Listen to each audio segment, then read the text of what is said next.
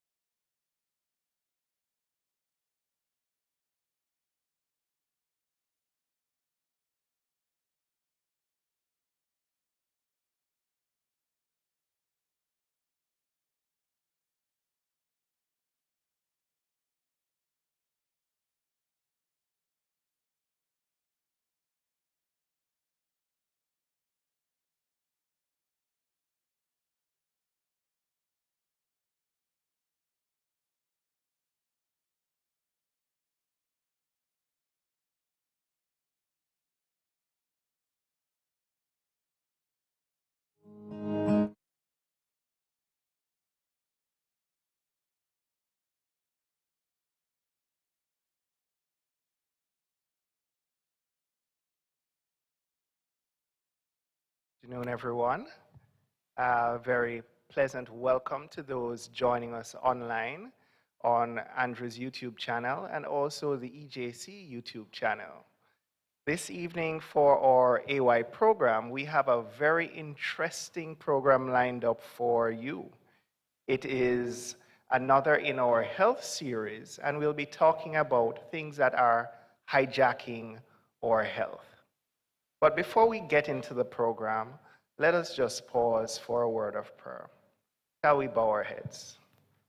Our Heavenly Father, we want to thank you for life and for health and strength. As we gather in your sanctuary, along with those persons who are joining online, I pray that you will be with us here, with the program, with the moderators. I pray that this program will be very informative, and it will reach persons in need of help. Thank you once again, we pray, in Jesus' name. Amen. So, This evening, we're looking at things that are hijacking your health. And in fact, this is only the first part of a two-part program looking at things that are hijacking our health. Now, with me, we have a very distinguished panel. Starting from my immediate right, we have Mr. Daniel Brown. And then beside Daniel, we have Miss Yuki Atkinson, Uki, I'm sorry, okay. Uki Atkinson. And then beside her, we have Dr. Craig Radlin. Welcome. Just a little more in terms of introduction, Mr. Daniel Brown is a substance abuse officer with responsibility for Kingston and St. Andrew, Kingston and St. Andrew National Council on Drug Abuse. He has also been working in the mental health field for over 2 decades. That's a long time. And he specializes in adverse childhood experiences. Yuki, can I call you Yuki? Uki, is a research analyst at the National Council on Drug Abuse for the last 11 years. She's responsible for national studies on the drug situation in Jamaica. She has worked in the field of research for over 25 years on child and adolescent health, education, HIV and drug abuse. She's also an adjunct lecturer at the UA Department of Child and Adolescent Health. And Dr. Craig Radlin is a consultant psychiatrist at the University Hospital. So welcome all. Now, hijacking your health, things that are hijacking your health. When I looked up the word hijack, does anyone know what hijack means, what the origin of hijack means? It was very interesting. Apparently it comes from the days of the prohibition in terms of alcohol prohibition, when alcohol was banned. And there was a lot of infighting between rival gangs. So when one rival gang wanted to hijack another rival gang's truck filled with bootleg alcohol, the gang leader or the gang member would go up to the driver and say, "Hijack." And he was very disarming. He, friended up the person. Before he knew it, it was a gun in the guy's face. And you know what happened afterwards. So there are certain things that come up in front of us, okay? And they're very disarming. And it is too late sometimes that we find out what these things are when they already have control. So I found that very interesting. But this evening we're going to be talking about addiction, just in case you couldn't figure out by the persons who we invited here. And before getting into addiction, we'll talk about a little bit about how we form habits and pleasures and things that make us feel good and how this leads to addiction. But maybe we'll start off by asking the panelists or someone from the panel to give a definition of what addiction is. Can someone who wants to start off with that? All right, I can start off. Well, addiction really represents a complex set of abnormal behavioral patterns where you're engaging in usually unhealthy behaviors. Despite the initial reward, it's in the long term an unhealthy thing. So you're engaging in complex behaviors or engaging in use of substances in particular. So in this context, in the modern age, you can be addicted to social media. You could be addicted to substances, to pornography, to gambling. There are various things now that you can be addicted to, which are engaging the pleasure system, the reward system of the brain, but it ultimately is a harmful one. So I assume that we don't all start off by engaging in harmful activities, because if we see something walking around that says, this is bad for your harm, most of us would avoid it. You mentioned something about the pleasure system. You want to elaborate some more on that, Dr. Radlin, or right? So, all right. Else? So, what was mentioned a little earlier, we are how we are made. Our bodies and minds are made in such a way that we are designed to engage in healthy behaviors, and our body and mind rewards us by the release of dopamine, and that neurotransmitter makes us feel happy. So for instance, if you're hungry, and you then eat something that satiates, that satisfies that hunger, your body rewards you by releasing certain hormones that reinforces this behavior. Even using the bathroom. You ever realize when you have that urge and you hold it and you eventually release to use the restroom? Wonderful. You feel euphoria. The body is designed for that. But unfortunately, there are scenarios in which this pathway can be hijacked, as you say, where the priority is moves away from healthy decisions, healthy behaviors to unhealthy ones. Okay, thank you very much. Daniel, can you elaborate on some different kinds of addictions that we may have? All right, so I'm going to break it down in two parts. I'm going to talk about physical and behavioral addiction. And more volume on his mic. Sorry, so we're talking about physical and behavioral addiction. So for example, addiction to a drug, right? And then that is more physical, whether to cigarette, to ganja, to alcohol. And then you have behavioral, which is behavioral to like exercise, eating, sex, shopping. All of these different things affect you in different ways. Did you say shopping? Yes, you do have some shopping addiction about the place. I won't call any names. Yes. I thought that was called retail therapy. Right. So basically, those can hijack. It's your way of dealing with stress. You know. So those are some of the addictions what we can talk about.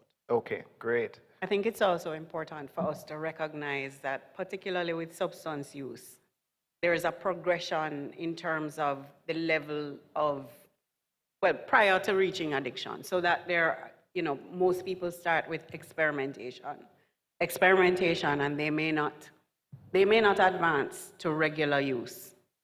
After experimentation, there are those who use within social settings, they use it for leisure activities, and then there are those who use it in a problematic manner, use it in a way that, despite the social consequences, despite the fact that it is affecting their work or their academic performance, they're still, persisting their use. And then it goes on to addiction, where the brain, the neural pathways of the brain have literally been changed.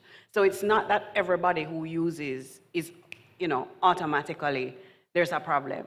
It is generally a progression that takes place. And there are people who have a higher likelihood by virtue Risk of profile. Risk profile, that's a good word. By virtue of their hereditary nature, or by virtue of the things that they're facing around them, they may be at a greater risk of becoming addicted to substances than others. That's very interesting. Anybody else wants to elaborate on it? How would I know whether I am at risk of addiction more than others? Is it something I can know myself, or what? Well, there's we call it epigenetics and genetics, where persons, you might even have a family history of substance abuse, so it's being role modeled in the house. There are persons who are exposed to stress. Stress levels, especially in the youngsters, are associated with the increased risk of engaging in the reward pathway and abusing that pathway and becoming addicted. There's a long list. Can't remember all of them though, but children who are impulsive, certainly age group. So this is why, from a public health perspective, we want to ensure our children don't start engaging in unhealthy behaviors, because how their brains are developing, the reward center is much more hyperactive than the area that controls their executive functions. So the spot in the prefrontal cortex, the front part of the brain that allows you to make decisions, to decide to make healthy choices, that is slow to develop, as opposed to the centers in the brain that you get the pleasure. So you find that you have much more sensation-seeking behaviors in the youngsters, and hence why the youngsters are more at risk. And so they're more at risk of long-term addiction and unharmful behaviors. Is this why advertising companies target our teenagers with things like alcohol ads and cigarettes and things like that? Is this why? Yes, look at it from a marketing standpoint. The earlier you can get somebody to start on your product is the longer you can make certain money off of them. So you start them out early, and then you have a lifelong contributor to your company, right? I think back in the couple years ago, associated with the cigarette company, they used to have particular jingles while they're associated with children. So once you get started earlier, then the likelihood is that you're going to be hooked on this particular product for a long time. And if I may just add, in particular vaping. So, you know, tobacco use, traditionally we know that cigarettes... Tell us what vaping is, just for those who may not know. So vaping is electronic nicotine delivery systems, ENDS. You also have electronic nicotine, non-nicotine delivery systems. Our young people, not only in Jamaica, but across the Caribbean and across the world, vaping has now become very popular. And the marketing that they undertake particularly focuses on young people, where the flavors that they have, there are over 17,000 flavors. They use raspberry, strawberry. You know, it's easily accessible right here in Jamaica. Our young people have told us that they can go into convenience stores. Nobody is asking about their age. You know, you're supposed to be 18 and over to be able to purchase those products. But the accessibility, both in person and online, the way that it is marketed, as well as the perception that it's not risky, because it is marketed as a healthy alternative to cigarettes. Tobacco, yes. Right. And it's very colorful. So if you look at the package, remember, color attracts you. When you see it, well, I instantly see this thing and light up certain receptors, right? So now it more gravitated to children. I recently was in Papine, and I saw some grade 7 students from a particular school came inside of the gas station to purchase the vaping. I think it was for $1,500. Did you say grade 7? Yes, grade 7. So that's like 13-year-olds? 13, so I think Mrs. Atkins, we are primary school students, so we're talking about different age group. So the earlier you get started, is likelihood you also move on to something else. So the point I want to bring up is this, is that these students save their money in order to purchase of vapes, right? And that is $1,500 to $2,000. Don't eat any lunch, or eat crackers and then... Right. So basically, that's what we're talking about. So what is the extent, okay, and I know we're honing into substance abuse right now, but this is where the conversation is going. Do we have any idea as to the extent of substance abuse, let's say in our children and in our adolescents in Jamaica? Do we have that data? Absolutely. We do a number of studies among the general population, among the secondary school population to determine the scope, the kinds of substances that are used. There is a Global Youth Tobacco Survey, the Global School-Based Health Survey, the National Household Survey. We do surveillance among people who are in treatment settings, and we have also done surveys among persons who are incarcerated to determine the relationship between drug use and crime. So we have a good idea of what's going on. What we know from successive studies is that alcohol is a drug that is most widely used by Jamaicans and most people across the world. So 80% of Jamaicans between the ages of 12 to 65 have used alcohol at some point in their lifetime. Those who use it currently, this is from the 2016 National Household Survey, current use relates to have you used within the past 4 weeks. 40%, that's 4 in 10, report that they have used alcohol in the past 4 weeks. When you look at things like tobacco, across the general population, 11% of our population report that they have used report that they currently use cigarettes, and it's significantly higher among males than females for all drugs. Cannabis, ganja, marijuana, 30% of our population have used it at some point in their lifetime, and 16% report current use. Now, when you look at drug use, you don't only look at current and past year and those kind of things. You also want to be able to determine what proportion of the population uses these substances in a problematic way, because those are the people who really need help. And so when we look at things like problematic alcohol use, it's 16% of our population that report using it in a way that affects their lives negatively. Elaborate on that a little more in terms of problematic use, because some persons may say, okay, I am a social drinker. I only drink a glass of wine, before bed every other night or something like that. So to explain a little bit what problematic use is. Anyone wants to take that one on? All right, so let's say problematic is where a good example is, we have something we call the Drink Right campaign, right? Where you say let's say your body up to a person, let's say 10, I'm just giving a figure, about 10 alcohol beverages over a period of a week, right? You have some persons who go up to 15, 20, 30. Some person will sit on how we call them binge drinker, will go to an event and drink 4, 5, up to 10 units per setting. So that would be more problematic, what we're talking about. I mean, just to expand on that, if you stop drinking alcohol and you're noticing that you're having withdrawal symptoms, you're sweating, you're craving, you can't do without the substances, you know that you're problematic. And certainly if you're drinking, you're driving, you're unable to function at work, you're getting into fights, you're becoming jealous. With respect to alcohol, it starts to impair how you relate to your family members, your workplace. You're certainly in problematic drinking, problematic use. In the medical world, we'd call it an alcohol use disorder. Okay. Right.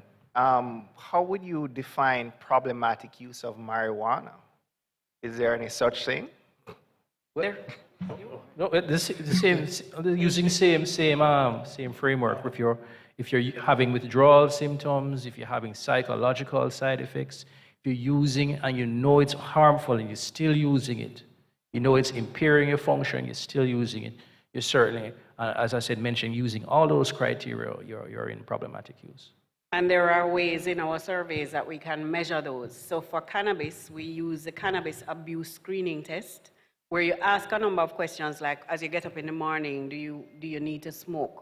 Or do you smoke by yourself? Or do you feel like if you're not smoking, there's, something is missing?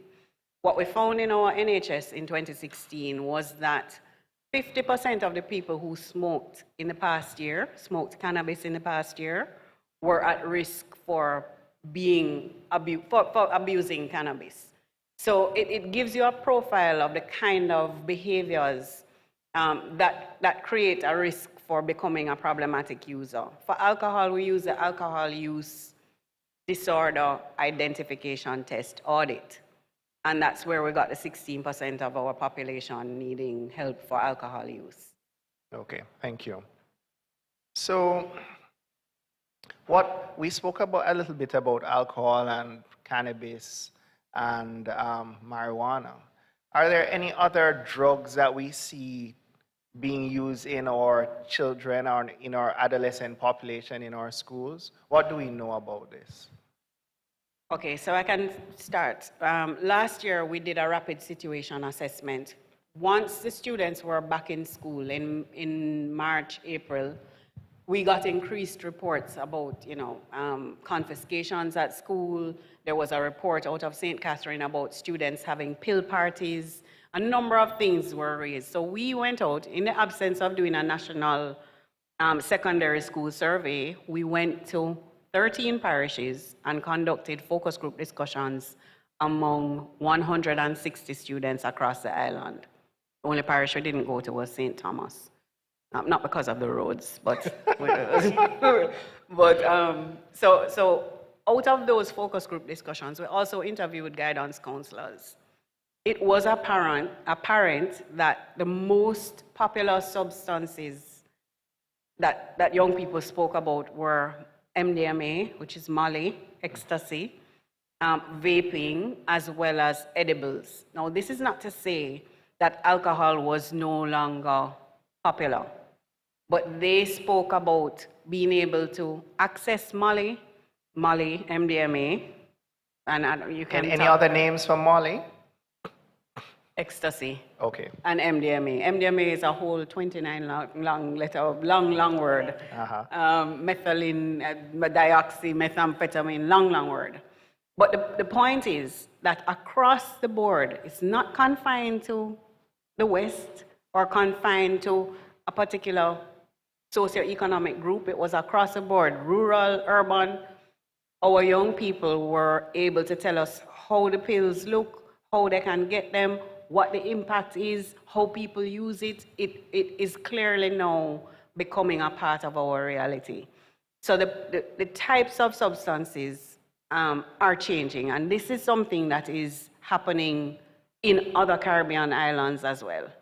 Give us the figures though from that research. How many? What so percentage? It was qualitative. It was qualitative. Okay. It was focus group discussions. I can say that we will shortly be able to tell what the scope is among the general population, because we're currently doing another national household survey among 12 to 65-year-olds. And we made sure to put Molly in there because we know that people are using it across the island. Okay. So right now we don't know the scope, but we know that it is a reality. There are Molly parties. There are parties that you can't go in unless you take a Molly pill, or you pay a fee and you get Molly all night. I mean, it's with us. And the next point that I should also bring up is this, is we're now in a digital era, right? So you can do, most youths or adults can simply go on Instagram or some other platform and order it online and it's delivered to you. So you don't have to go looking for it, actually they'll take it to you now. So that's where we're at. Okay, so let's say that, and I am a parent. Let's say I'm a parent and I have a 14, 15, 16-year-old at home. Are there any telltale signs that I should be looking for that may indicate that my child is abusing a drug? You know, obviously you don't want to go out and accuse a child and that kind of stuff, but what are some of the telltale signs that may indicate that your child has an substance abuse problem? All right, so so I'll just name a few, right? For example, isolation. They start to isolate themselves. They start to change the peers they normally hang around with. The grades may be going down, not taking care of their hygiene, not taking care of themselves. So these are just a few of many different things, right? I think parents know their child best. So once you see something start to change, there's something going on with that child. So we just need to have start the conversation just to see exactly what is going on. Maybe to add to that, fall in grades, irritability, even depression. If you start to see them talking to themselves, because so many of these substances are associated with comorbid mental illnesses. So if you start to see other signs of abnormal behavior in a child, you should get the child assessed quickly. Okay. I recall somebody came to our office after we disseminated the information about Molly use among students and tried to put out that, parents need to be more vigilant. We got a call from a parent who said that his daughter had, all of a sudden, she was no longer communicating with the family. She was in her room. She was crying a lot. For days, she wouldn't eat. And when they were trying to find out, what's happening with you, eventually they found out that herself, the neighbor, and a number of other young people in the area were using Molly. He said it lasted, that kind of behavior lasted for about 7 days.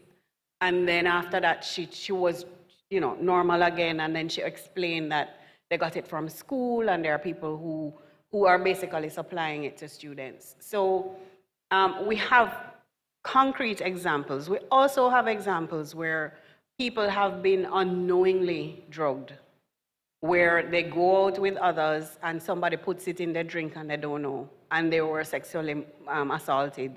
And they only knew about that when they saw videos the following day, or only knew that their behavior was totally unacceptable and unlike them after they were able to see some of the things that, we video everything nowadays, right? Or some people, not we, but some people are putting everything on social media. So it is very important for us to realize, particularly our young people, the dangers that can occur when they go out with people and they're not vigilant in terms of looking, you don't take a drink from anybody. You don't allow people to go away with your drink and come back with it. There are some serious things that we need to be explaining to our young people, especially as parents, so that they understand the risk that they're at. That's very important. So let's say that I have my child. I suspect that my child is using one of these things, Molly or edible or something like that. What do I do next?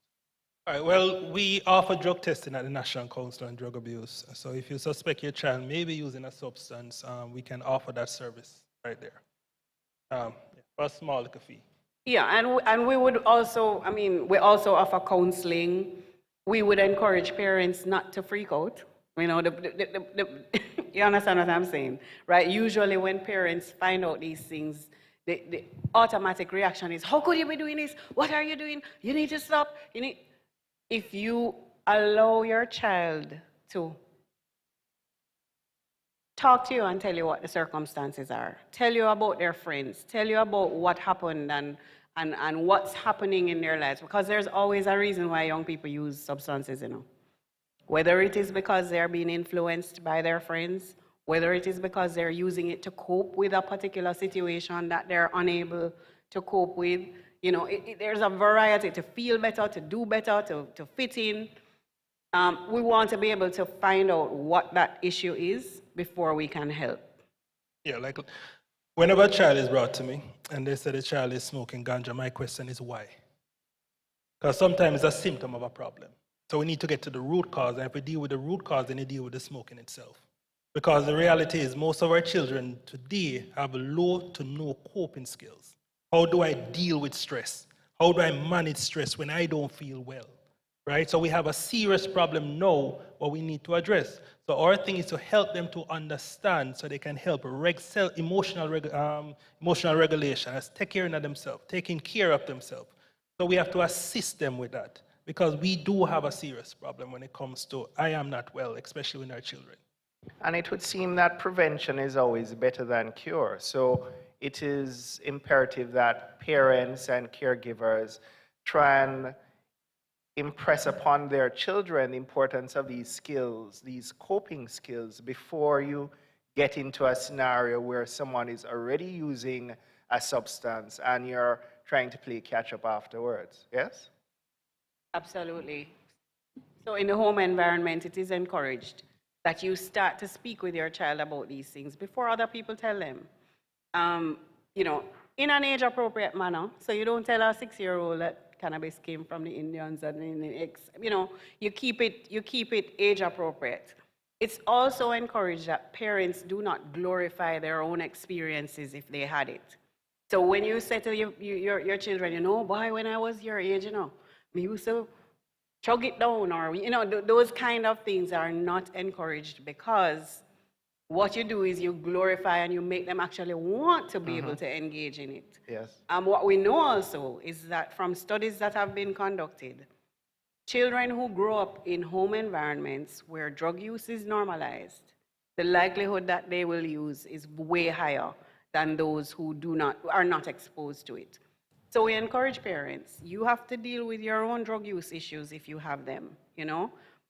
So talk to them, be open and honest, but also try to curtail your drug use if you have a problem as a parent. And with that, I wanted to switch a little way from the kids to adults, okay? So let's say I'm an adult sitting out there, I'm online, I'm not sure whether I have a substance abuse problem or not. Let's talk about alcohol. Let's say, as I said, I think I'm a social drinker. I drink occasionally.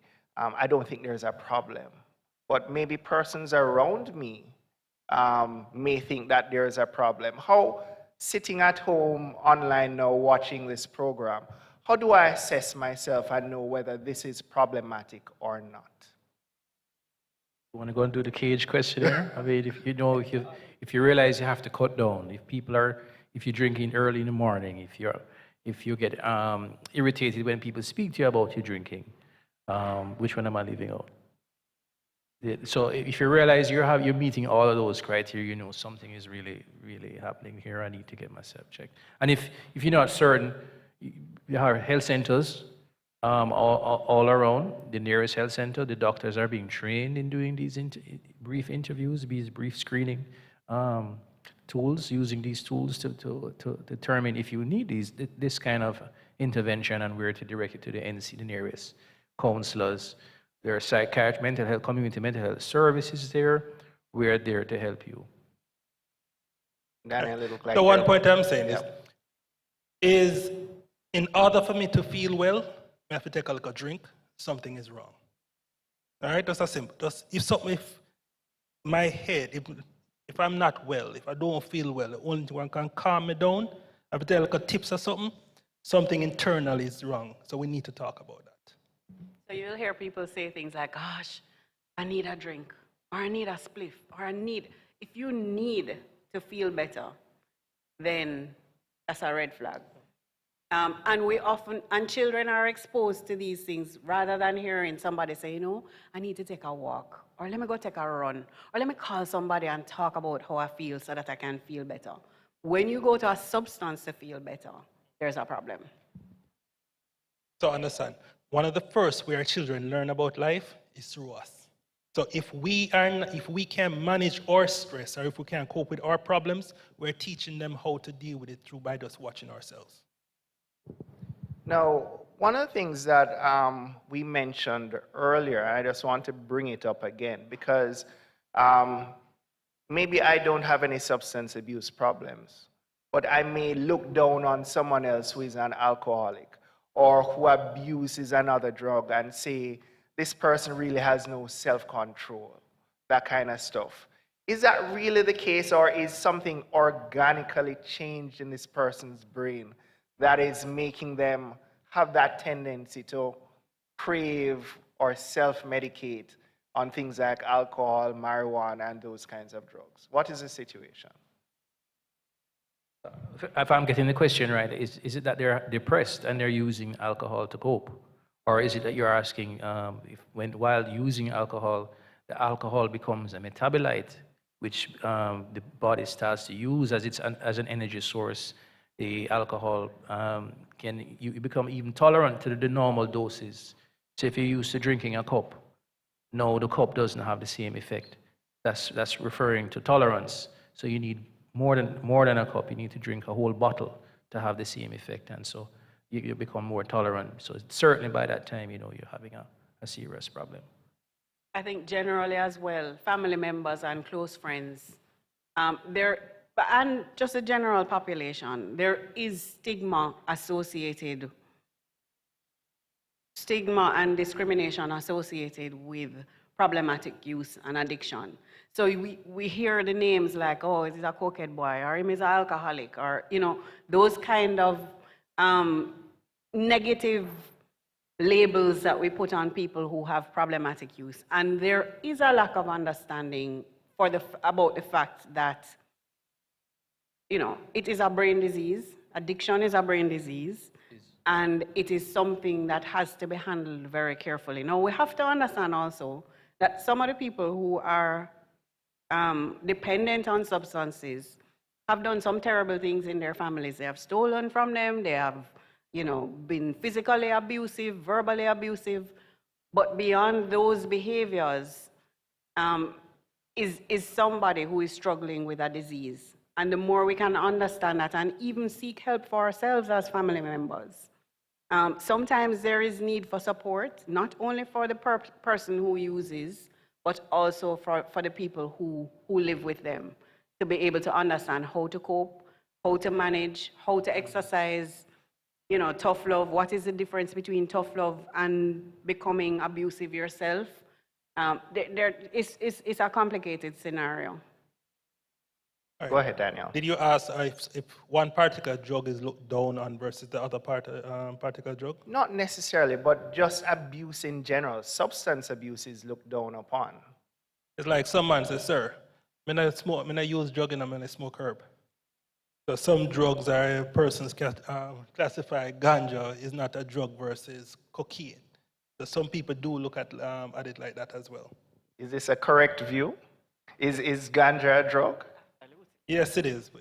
It is a drug, but it's just you have to also take into consideration some cultural norms. But some persons will use the boy, ganja is not a drug. Versus we know what it does to the person. So it's just having a conversation with them and pointing out them and teaching them. But some persons just lack of knowledge. Okay, so let's talk about ganja then. What are the, some persons may compare one drug to another, as you said. They may say ganja is, has nowhere near the side effects of, say, a cocaine or a crack or something like that, okay? But let's talk about marijuana per se. Craig, tell us about some of the negative impacts of marijuana on persons. Well, we see that every day in our clinics, where it exacerbates, because it has psychoactive properties. So it's common to hallucinate. What does that mean, hallucinate? When you're That's a big word. seeing things that aren't there, or smelling things, tasting things, even feeling things that aren't there. That's an hallucination. Where you're picking up you're perceiving something that's not real. And these psychoactive substances can make you hallucinate. And certainly in my experience, lots of our patients in our mental health clinics are using these substances, and it's aggravating some of their chronic psychotic problems. So they're presenting for schizophrenia, for example, and they're using the substance, but it only makes their schizophrenia worse. Or in the case of a young person, it may manifest the problem earlier in their presentation. So whereas they may not have had a psychotic episode in their lifetime, smoking the cannabis might manifest the genetic tendency to have this symptom. Also, there's other thing. All right, you realize there's a lot of, what I call it now, ganja shops are all over the place nowadays. Herb houses are popping up all over the place. Dispensaries, a whole heap of names, right? No, ganja, I'm just speaking from my point, has changed over the years. It's like ganja back in the 80s is different from ganja today. When you have persons who are now tweaking it, so you have more THC, which is alternate. So in that way, that's I think some studies what makes it worse. Because you have all sorts of different strains. I think Jamaica has about 12, used to have about 12 or 13 natural strains. But now with persons going in a lab and tweaking it, we're realizing that boy is having a total different effect. Is it becoming more addictive? The THC content is higher. So it has a higher likelihood of having a greater impact on mental health and mental health issues. One of the other things about ganja that a lot of people don't know is that whereas for some drugs, it's either a stimulant where it speeds up the central nervous system, or like cocaine, or a depressant like alcohol where it slows down the central nervous system. With ganja, it can do different things to different people. So if somebody smokes a spliff and somebody beside them smokes it, for this person A, it could be stimulating their central nervous system. For person B, it could cause hallucinations. They could be seeing things and hearing. For person C, it could just totally depress their. So it doesn't have one effect on everybody. And therein lies the danger, because you don't know until you use it. But there must be some good effects of ganja, aren't there? Because we hear about medical marijuana and that kind of stuff. So how do we throw that into the mix of substance abuse and all that kind of stuff? Well, I mean, we know that there are lots of chemicals inside of ganja. And the main two, Daniel spoke of one, the THC. And they also have CBD. So in the dispensaries, they're selling the CBD primarily, as we know that. But there are mixtures. The studies have shown that they actually benefit from a mixture rather than the pure preparations. And in fact, sometimes I have to prescribe CBD oils for persons who are very addicted to cannabis. They're smoking 10 spliffs a day. I have to say, hey, smoking is not good for you. Nothing smoked is good for you. Right? So I might prescribe CBD oils to try and get them to wean them off of it. So CBD, it's useful for, many studies have been done, helpful for many pain syndromes, anxiety, So, I mean, there's a long list. If you go online, there's a long list of things. People wonder, how is it that these things treat almost this long list? You know? So sometimes you have to wonder, is it the pharmaceutical industry trying to make profit off of the drug? Or where is the line drawn between the safe use and harmful use? I would also like to add that we cannot ignore the fact that it is medicinal, right? And so when we come out and say, you know, ganja is terrible, ganja is bad, ganja will mad you, ganja, people know that that is not entirely true. And so NCDA had to actually pull back and reassess our messaging about ganja. So we came out with a campaign 2 years ago called Good Ganja Sense. Now it might sound weird that the National Council on Drug Abuse is talking about good ganja sense, but what is good ganja sense? It is being able to understand that the plant has medicinal properties. It don't mean that when you smoke it, you get the medicine. It means that you can extract certain components and you know, the CBD, and people use it for glaucoma, for asthma, for all sorts of, there are medicines that have been seizures, for multiple sclerosis, for a number of medical conditions. HIV-related anorexia. But you have to balance that with the fact that we need to keep young people away from it because it can impact the development of the brain. You have to balance that with the fact that people who have a predisposition to mental illness or women who are pregnant must stay away from it, you know? We have to also face the fact that we have a Rastafarian community that uses it as A sacrament. a sacrament. And what we're going to do is tell them to change their religion? No, but we have to provide messaging that is balanced. And Fair. that's what we try to do. Fair, fair, fair. Any other comments on this? Just to add, nothing smoked is healthy. That's great. So I can't self-medicate by smoking ganja. You wouldn't recommend that? Wouldn't recommend smoking anything. So basically what we're saying is that the drug or the substance ganja has several substances within it. Some of those are useful medically, some are not. Some are cause you to form habits, some are responsible for that feeling that you get. And by smoking, you're not sure what's going to happen, are you? Sure. When you smoke, you actually destroy majority of the benefits of it. So I think that's what we're saying. I'm from St. Ann. So back in St. Ann, you used to have this bottle of rum and ganja inside of it is extract. And person used to use it and sap it on you in order to deal with pain. So there is some benefit to it. History, Jamaica back in the day used to lead when it comes to research in ganja.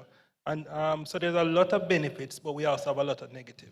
So as Mrs. Atkinson mentioned, it is us having a conversation because our youths now can just go online and research on their own. So somebody has to guide them with what they're learning. Yeah. One of the things that we've seen is, also, yeah. sorry, from our treatment data, 50% of the people who are in treatment for problematic use are there because of ganja.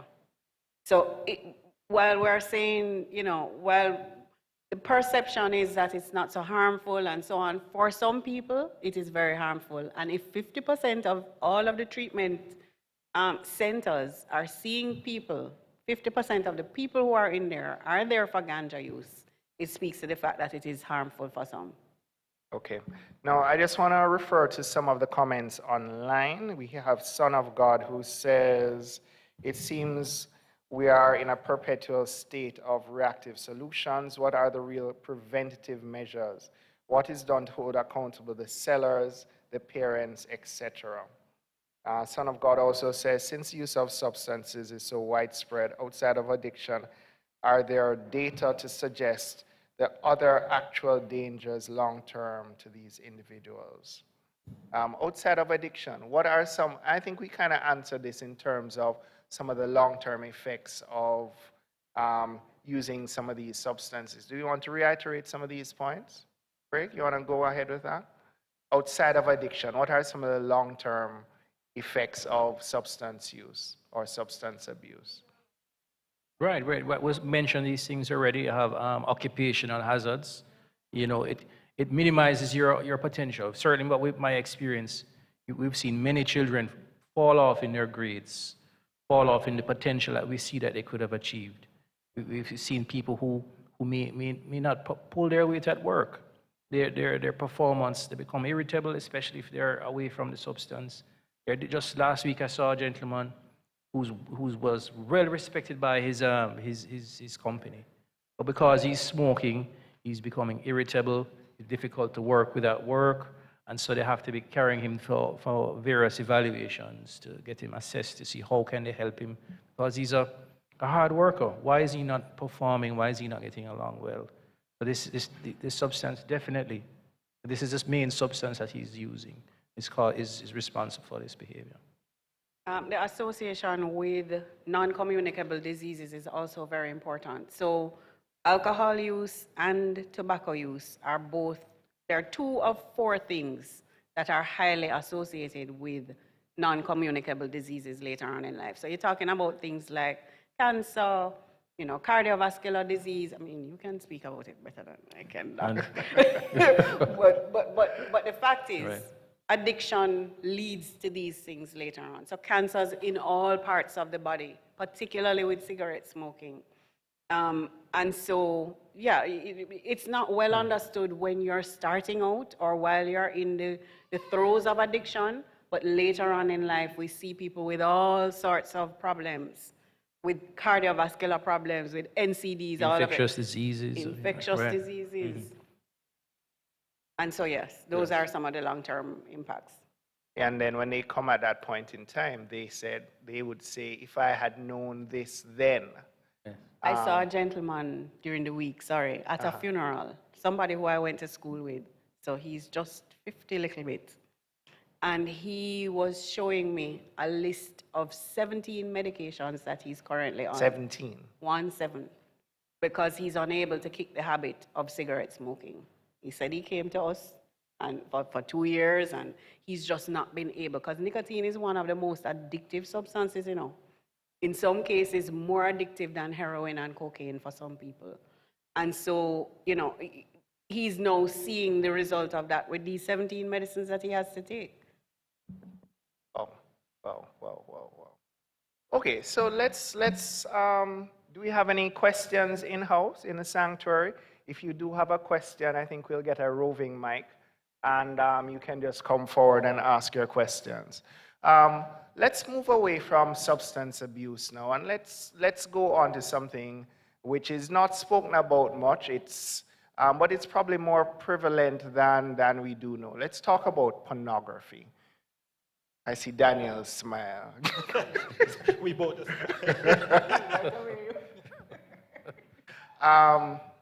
Ms. Atkinson, do we have any data as to the prevalence of addiction to pornography? So S.D.A. deals with substances, but I can tell you from the rapid situation assessment that we did last year among the students, inappropriate use of social media, particularly viewing pornography, was one of the major things that came out, both from students and from guidance counselors.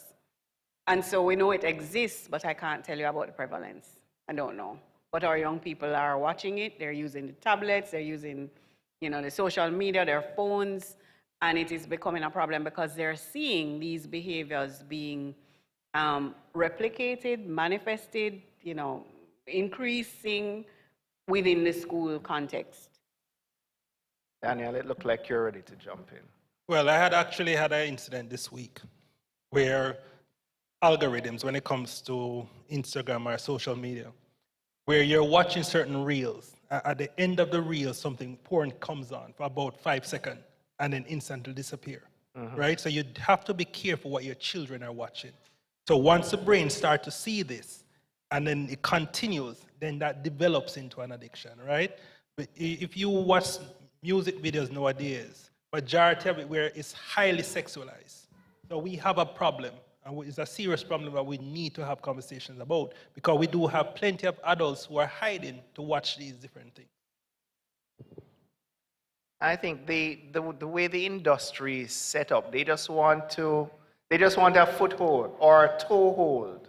Okay, just one inappropriate search online, and you go on a website, and you come off the website and you see things popping up again, and things asking you to register and to that kind of stuff. And once you get hooked, you're hooked, aren't you? You're hooked. Because it's like this. The danger is when it goes into the subconscious. So if you continue to see something on a conscious level over a period of time, that goes, it's like you're using a laptop. The desktop is where you have the storage, but the majority of storage is in the CPU. So if you continue to watch these videos, you download it, it goes into the subconscious, that becomes a serious problem over a period of time. It's like I normally talk about the three monkeys. The one that has the hand over the ears, over the eyes, and over the mouth. We have to be careful, especially for our children, what they hear, what they see, and what they speak. So we do have some problems, or we need to have some more conversations about. Craig, do you see persons coming into you with issues with pornography, addiction? Is that something that persons present for help with? No, I'm not seeing that directly. What I'm seeing is more of the persons who may be disinhibited. So they're using substances, or they have other comorbid mental illnesses, which because of that particular illness, they may be engaged in that kind of activity. So I'm not seeing too much of that on my side, where mental health illnesses are treated. But I know that it exists. So it's a problem. Okay. Can one be addicted to sex? All right, remember earlier when I talked about the two different types of addiction, behavioral addiction and substance addiction, persons, correct me if I'm wrong, there is certain criteria for a person must meet before reach addiction state. If I have not met somebody who's addicted to sex itself, but I've studied when it comes to different documentaries, like a person who will have multiple partners, no matter how much time they have sex, they just want more. So they will sleep with everybody, and it still does not satisfy that need, right? So I think that's one of the best ways I could answer that one. I've seen two cases, but it's challenging, It's not an easy thing to get over. And the colleague came to me and said, "Listen, he has this problem, and he has been struggling with it. His wife doesn't know. And he's been fighting it, and he gets anxious when he's presented with anxiety, and then when he got to the crux of the anxiety, it's because he was struggling with this addiction with sex. So it's something that you have to meet with him regularly, speak to him about it, treat the anxiety, and with time, after discussing with him and spending some time, he said he had gotten help. He had more control over his urges. Okay. Yeah. Interesting. What about our children are using more devices, their phones, their laptops, the video games. When does use of our electronic devices approach addiction? Can you be addicted to video games and devices? How do I know that I'm bordering on addiction, or I do have an addiction to this electronic device here? Everybody looks at Craig. I mean, maybe we can compare it to like when you get up in the morning and the first thing you have to do is go on your device, or you find yourself hours and hours Screen time is increasing. I want to give you an example of something I saw 2 weeks ago. I was on an 8.5-hour flight from Miami to Portugal, and right beside me was a lady with her 2-year-old baby. 7 hours out of the 8.5-hour flight, the baby was on the tablet, on the cell phone, on the screen in front of she was on the screen the entire time. Now, this is something that we're noticing. Parents are using devices to soothe children from very early. The earlier you expose children to screen time, the worse it is. I mean, their behavioral patterns are impacted. Their sleep time is, if that child didn't sleep until 7 hours into the flight, you know. And I watched it and I was appalled because at 2 years old, there's no way you should be on the screen for 7 hours.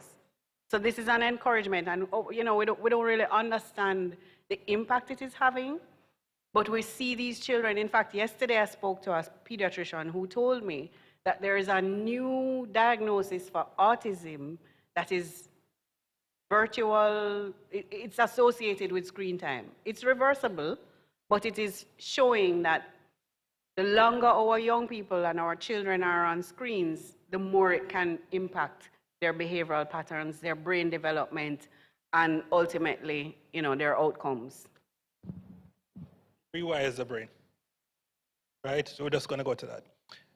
I think I read a research, something recently, what says you should not introduce your child to any form of device until about 12 or 13, right? 12 or 13 months? Years old. It's like years old. It's like persons who drink energy drinks. And most of the energy drinks bottle, it says not before age 12, right? But we see a lot of children walking around drinking them. So another way to look at it is this, is that our children are learning about life through the device, what they watch. So you realize they're acting and talking like the different shows and things what they watch. So they are in some ways, I would use the word pre-programming, based on the different shows. So I do know some countries have serious problem now when it comes to devices, especially social media addiction. Because I have students who I interact with on a regular basis. Sir, I can't function without my phone. If you take my phone from me, it's like I want to kill myself. So we have a serious problem now with social media, because it does rewire the brain, similar to how different drugs rewire the brain. But how do we find a balance, though? Because you indicated a bit of advice in terms of not introducing these devices before age 12 or 13. But we realize that a lot of our children also use these devices as learning implements. The other day when we had COVID and persons were at home, everybody had to be on a device because this is how the classes were being introduced to the children. So how do we strike a balance in our children or in ourselves as adults in terms of how much time we spend on these devices and how much time we spend doing other things like talking to people face to face and being out there in the outdoors? How do we strike that balance? Am I asking the hard questions? From personal experience. I have 3 children. They all have iPads, right? Yes. So I have to set screen time. So or days where they cannot use their devices. And I found that before COVID, they were doing well. When they had COVID and they had to be on it without the restrictions, I noticed that they were struggling. I mean, is it that they were away from school, from face to face? When we restricted them, no iPad days, and finite time on when restricted time, we saw that their grades went back up. So from my personal experience, there's validity to the need for regulating the use of the tablet and the devices. Even the programs that they're watching, you know, you have YouTube and you have child YouTube, but we've just deleted YouTube completely from it. so from the iPad. So they're doing Google Classroom and doing their assignments online. They can play some games, but there's finite restricted time. You have to be really vigilant at what they're using.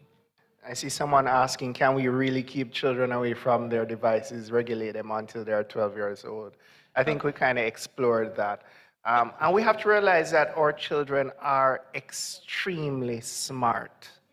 You set limits on the device.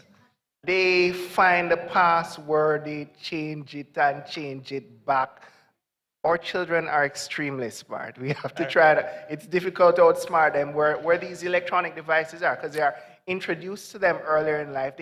They know everything about it. Sometimes you may have a problem with your phone and you give it to your child and say, fix this for me, and 2 tools, they give it back to you and say it's done. So here's another thing. Sorry, Dee. Another thing would be we're not saying take them away from them, but ensure that at some point during the weekend, at some point during the afternoons, the children go outside, or they play games with the family, or they sit and talk. So you're not saying, no, you know, entirely remove it, but balance is important.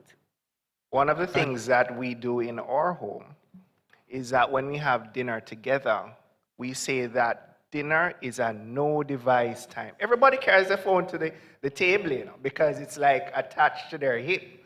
But once we say that grace and we start eating, it's a no device time. This is face-to-face talking time. And sometimes they don't talk, but at least they're not on their devices doing, you know, other things. All right, just a quick point. Be careful how you use the device. Like, for example, I do know persons who sleep with their device under their pillow. Persons who have the device in their pocket, right? I don't think that is healthy for us, so we have to understand those different things. Just a touch, I think, right, like don't have it close to your breast, don't have it close to your radiation. It's a reality. This device now there's radiation in it, so it does harm. So we have to be, mindful that. Remember that our children are developing, you know. So when you introduce these different things, it affects how the body develops. On a side note, my son is 8 years old, and yesterday I locked him out of my laptop by putting my fingerprint on it.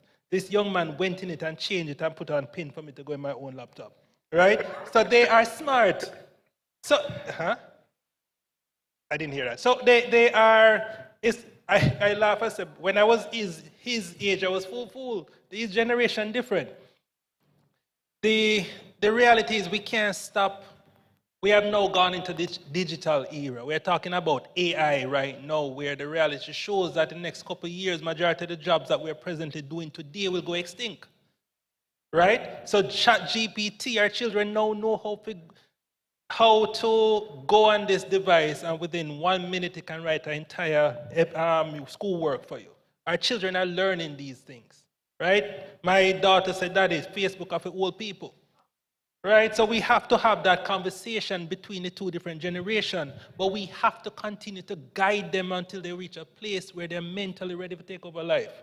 So these things are slowing down our children, because if you continue to depend on AI too much, you're going to step aside and use it. It's like you're not using it, it is using you. But anyway. One other thing I want to say, when we did the assessment last year, guidance counselors were very concerned about the fact that our children are no longer able to pay attention. They were inattentive, they were hyperactive. It was just like they couldn't settle.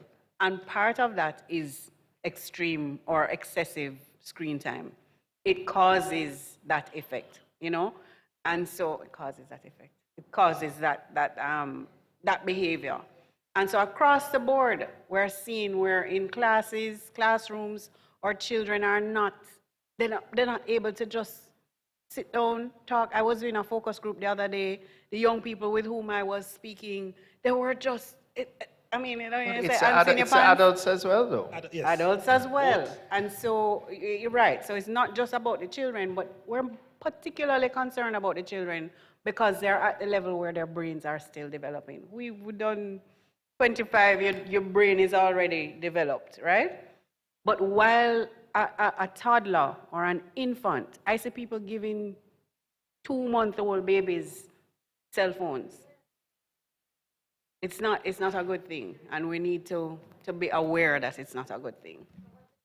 All right, just to touch on what Mrs. Atkinson mentioned, is understand the attention span.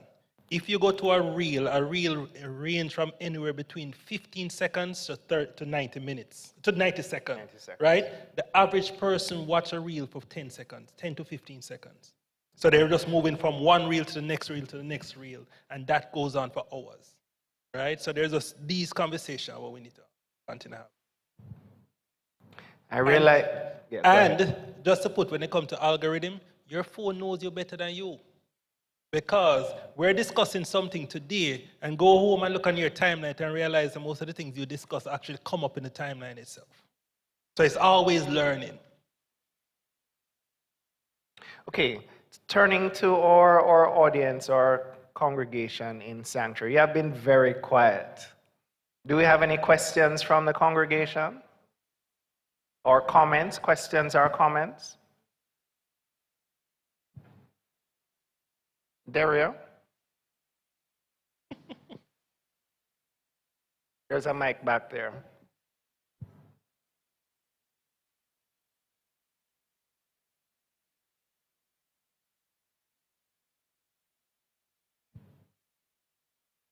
So what I want to know is, lots of people who are listening to the program already have kids who have been on their phones and who have been using their phones and been exposed to this. So is it too late? How do parents who are listening to the program now, who have kids say, boy, I already met my child exposed to this thing, tablets and phone all the time, have been doing this from baby stage or whatever it is, or from, as Yuki said, from 2 months old. What can be done now? What happens now? All right. Children are resilient. So Bounce back. yeah, they will bounce back if you engage them. So, and as Oki said, their brains are still maturing. There's a lot of residual capacity. So it's never too late, right? All right. So a lot of people will say, but I'm learning a whole lot of things with the tablet. She can sing this, or she know orange, she know red, she know apple, she know pineapple. All right. A 2-year-old may be able to sing and say all these things, but do they know how an apple feels? Do they know what it looks like outside? The part of the brain that needs stimulation, the tablet is only reaching one part of the brain, right? So when they get to explore their environment, they go outside, you give them a pot with some little things in there and they're able to feel it and understand and learn. That is how infants learn. So they need to get the practical. All right, we're not saying take away the tablet entirely. For teenagers, we would say you need to sit down and talk to your child. This thing about them coming home and they're gone in the room and they're in the room for the entire time and you don't know what they're watching, you don't know what they're doing, you don't know who they're talking to. How do you get them out? You try to sit and spend time, quality time. Not just that you sit down and both of you are watching another screen, right? But that you're talking to them, how was your day? What happened today? What are you concerned about? Do you have anything you want to tell me? You have to build a relationship. The studies that we have done have shown that parents who have meals with their children, who know who their children's friends are, who know where their children are, all of those things, the closeness is what is called a protective factor for drug use. So children whose parents do those things with them are way less likely to end up experimenting and then moving on to problematic use than those children whose parents don't really know nothing about them. So it is important for us to build relationships from very early and maintain them through adolescence. Now, there's a big area that we haven't really spoken about. I know it's a major problem in the United States, and that's addiction to prescription drugs. And why that came to mind was a question by Karen Nugent, who says, how about patients with long-term health conditions who, for example, who are addicted to drugs, example, sicklers and narcotics. As you know, sicklers tend to have, or persons with sickle cell disease, sickle cell anemia, they'll have painful crises. They'll have horrible pains in their bones, and the regular pain medication, the Panadol, the ibuprofen, not gonna touch it. And so a lot of them use strong medication, morphine and codeine and that kind of stuff. So let's address the question of addiction to prescription drugs. Anybody wants to take this one on? I can start with the prevalence. When we do our national surveys, we do include questions about, use of prescription medication without a prescription for it. What we found, though, is that the prevalence of that is quite low. But I think if we looked... That's in our population. Among our population, 12 to 65. we're doing another survey right now, as I said. What the data has shown is that it's about 2 to 3% of the population reported doing this in 2016. We expect post-COVID, we may see an increase in that. But I have to say that if we go to the particular groups like ticklers or Doctors? you say it, you say it, or others, right? Then we may see a higher prevalence. And so it may not be that you might not pick it up in a general population survey, you're more likely to pick it up in specific target groups, which we have not assessed. Let me ask you a question though.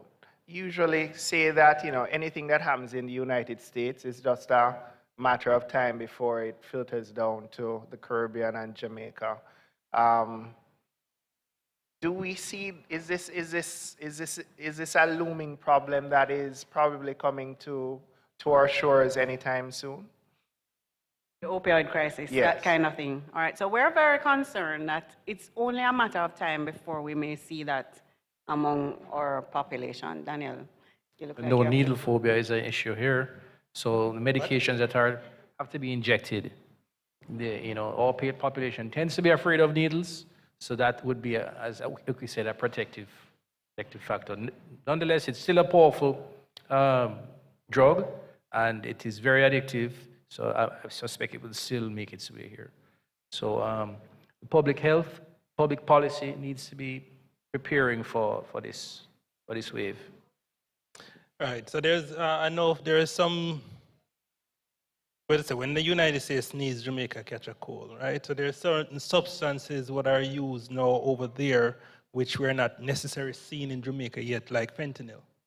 So we are having a conversation because we are preventative. That means that we're going to start talk about it from now. We're not going to just wait until it comes, because eventually persons are, especially when it comes to dealers, the object of a dealer is to make money. So fentanyl, if you need to go on YouTube and look up what is going on now in Philadelphia, Los Angeles, and all of these different countries. Zombie drugs. The zombie drug. There is a serious epidemic right now. What is going on in the United States when it comes to prescription drugs or opioid and these? I guess you can explain the feel. Is where I was going to get up and show it, but no, I mean persons like stay like this for hours, can't move. And back in the day when even Molly, when they used, I think it was bath salt, methamphetamine, about 4 different substances were combined. You had persons were used to, I remember one case where this gentleman ate off the man's ear and bite off the man's face. So we have the extremes we're talking about here.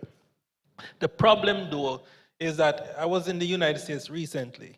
I think we eat too much medication sometimes, where we're prescribing Xanax and certain things for dogs, because dogs now have anxiety issues. But I guess I'll leave that one alone. I wanted to also mention, one of the reasons why we're very concerned is that, you see, what we see is that our young people are now more likely to be pill popping. So the increased popularity of Molly, what can happen is that very often when people are using Molly, they think it's MDMA in it. But what dealers do is they cut it and mix it with a range of other things. What they've found in some South American countries is that fentanyl is in some of those MDMA pills. And so it can easily slip under the radar. And if that happens for us, we're in serious problems. So what we have been advocating for is that our Dangerous Drugs Act needs to be amended to include some of these substances so that they can be appropriately regulated, as well as if people are found with them, they can feel the full brunt of the law. Right now it is under the Chemical Precursors Act or the Pharmacy Act. There was a gentleman who came to us the other day from, what you call the canine division. And he said he was at the airport and there was a gentleman who came into the island with a suitcase filled with colorful pills. And he was sure that they were not vitamins as the young man was saying they were. But there was nothing for us to be able to seize those drugs and to, chemically test them and all of that. And so what we suspect is that a whole bunch of MDMA, ecstasy pills or whatever, came into the island without any, any sort of system in place to screen them and confiscate them. You see, the drug using population has changed, especially when it comes to, I think we are going to have a problem soon when it comes to different persons using different substances, whether you have, Jamaicans are afraid of needles, right? But then you have somebody who goes to a particular country, learn a particular culture, and then brings that back and mix with the population itself and changes it. Right? So I've met persons who actually inject. So it depends on the persons and the different situation. What I'm saying to parents is this. Some back in the day, some parents used to hide and smoke chocha leaf or banana leaf or paper. Right? Reality. And reality we're talking about. So now make it be practical. What we do to help our children, because the dynamics has changed. And they may be introducing to something that does much damage faster than, well, I don't know what banana leaf does to the body, but I just know these designer drugs, our children are watching them on TikTok. You have TikTok challenge, right? So we need to start have the conversation to our children about what they see. I know everything if we run down or follow behind. So we need to be practical with our approach. Their generation is different from your generation. So we have to find the balance now. How do you merge the two generations? Because majority of the children that I speak to is this: my mother and my father don't listen to me. I can't express myself. Right. We go back to the day where a child is supposed to be seen and not heard, not realizing that this generation, because we're now in the alpha generation, they are different. So now we have to understand that the things of old not necessarily going to work with these set right here. So we have to educate ourselves, because what I understand is this, is that we as parents have lack of knowledge and information. I can come in here now with one of those vape pens and none of you will know. Exactly. Because the design, because back in the day you used to have Gen 1, now we're at Generation 5, right? And you also have to use the language what they know. Daria? Yes, so some people ask the question, so I get one thing here now. Children are to be seen and not heard. The kids don't mind that, because if they are not being heard and they are just being seen, they sit down quiet on their device and they are engaged with other people who are hearing them. But they are not hearing them from the voice, they are hearing them from what they are writing. So they are being heard by other people. So they are to be seen and not heard, and they don't mind being seen and not heard, but we need to hear our kids. Can I say though? Yes. That's not what they say. The adolescents, no. The focus groups we did, yes. And I mean it's not just the focus groups, but young people generally are saying that they do not get an opportunity to air their feelings because nobody's listening to them. Okay. And when they do, it is as though, you don't even know how to, you're not putting food on the table. What are you talking about? You're stressed out. You're not supposed to be stressed. Oh, so we're not taking the time to listen. We're not giving them an opportunity to share. Mm-hmm. And that is what they say. So they're not happy to be seen and not heard. So we are thinking that kids should not be stressed. When they say they are stressed, we need to take them seriously. Precisely. So try to find out what is stressing them. Exactly. And not say that because they're not working and getting food for the table that they cannot ever be stressed. Exactly. So we should listen to them. Points taken. I have two questions that came online to me. Who are about the suppliers for these things that the students are using? Do we know anything about the suppliers for these drugs that the students are getting from school or wherever? Is there a penalty to the suppliers? Can they be reported? To whom do they report? In terms of when we find out about who is supplying these drugs or whatever, can we report it? To whom do they report? What is the role of the government in discouraging this? This is just students getting molly and poly and whatever from school or from wherever. Is there any system in place? What is being done to try it? Because when parents send their children to school, the parents are not there. The problem is multifaceted. So some students say that it's their parents that give them it to sell. Some people say it's them big cousin that give it to them to carry to school and share. Some people get it from students themselves. We do have laws in place. We have the Child Protection Act, we have the Alcohol Spirit License Act, we have all of these laws that are on paper and are not necessarily being enforced. So the enforcement component is where we fall down. So it's great, we have the tobacco regulations coming, where, smoking in public spaces and selling to children and all of that is supposed to be prohibited. But if people are not being punished, then why not do it? And if you don't recognize that doing this to children is impacting their health and their outcomes later on, and for you as the supplier, earning money is more important to you than anything else, if we don't help people to understand, then they're going to continue. Let me just give you another point here. The reality is this: within 5 minutes of any location I'm at, I can buy almost any substance. That is the reality. Within 5 minutes of this location, anywhere I go, I can buy substances.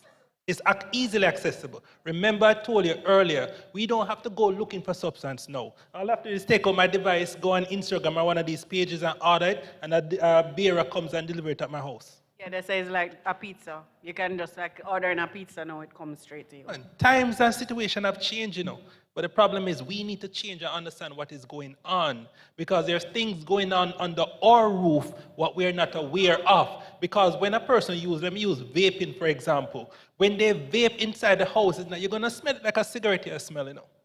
It's different. So we need now to understand what is going on. That's why the conversation between our children must be a two-way, not a one-way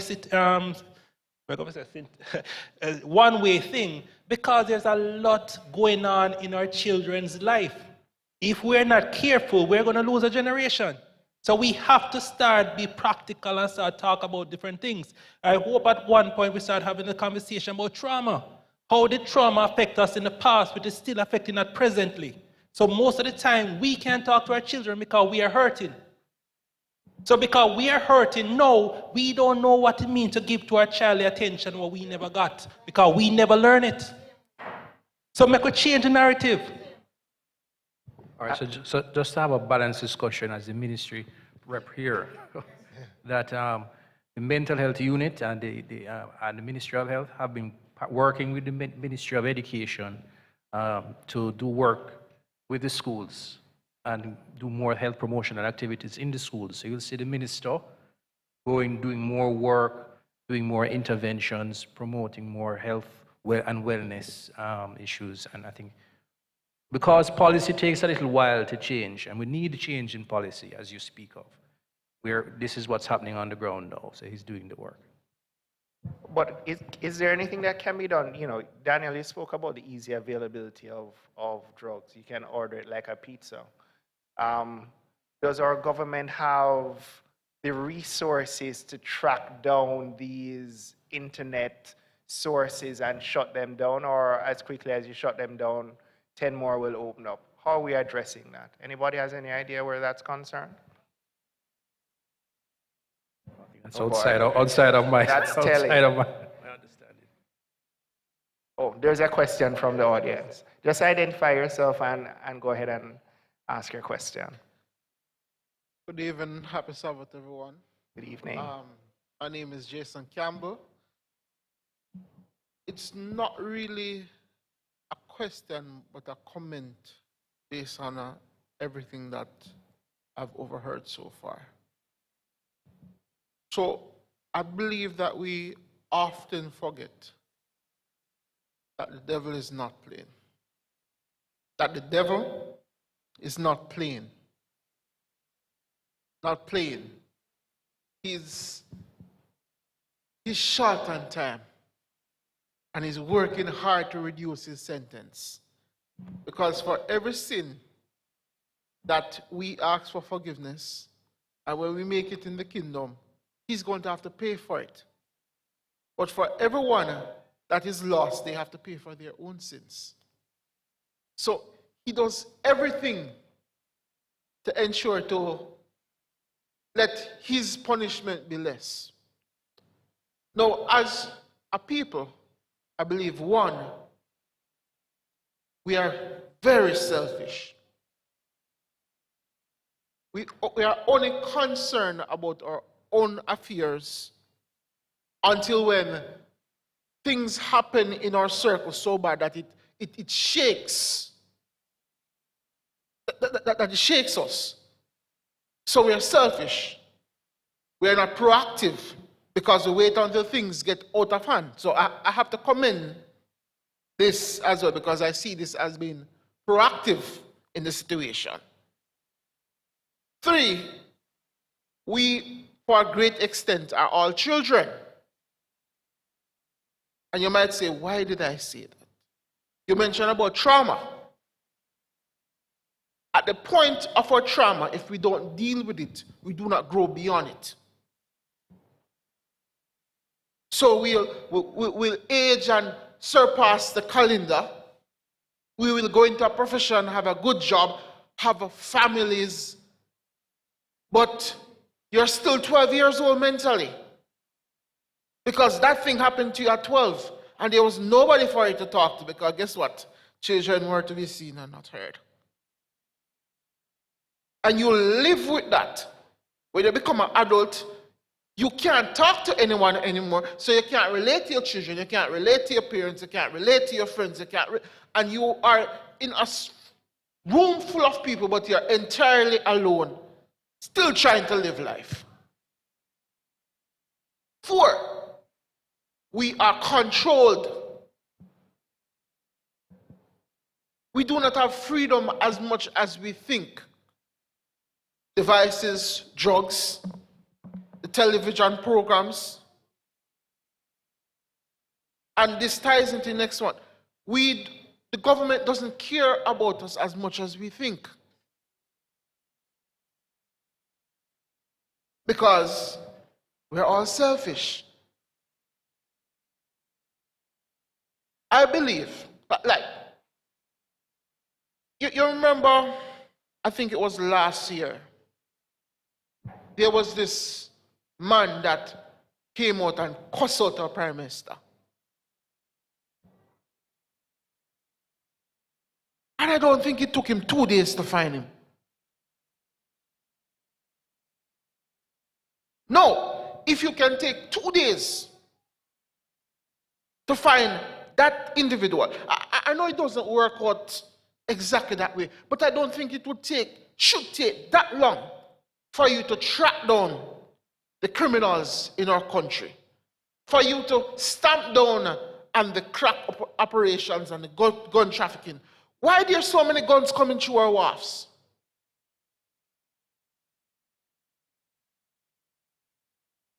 We are Seventh-day Adventists. We believe that this world is coming to an end. We believe that the Son of the Lord is coming and all these things. And you can see it in the policies of America with the LGBT, how it has come out to Jamaica. I was coming down earlier.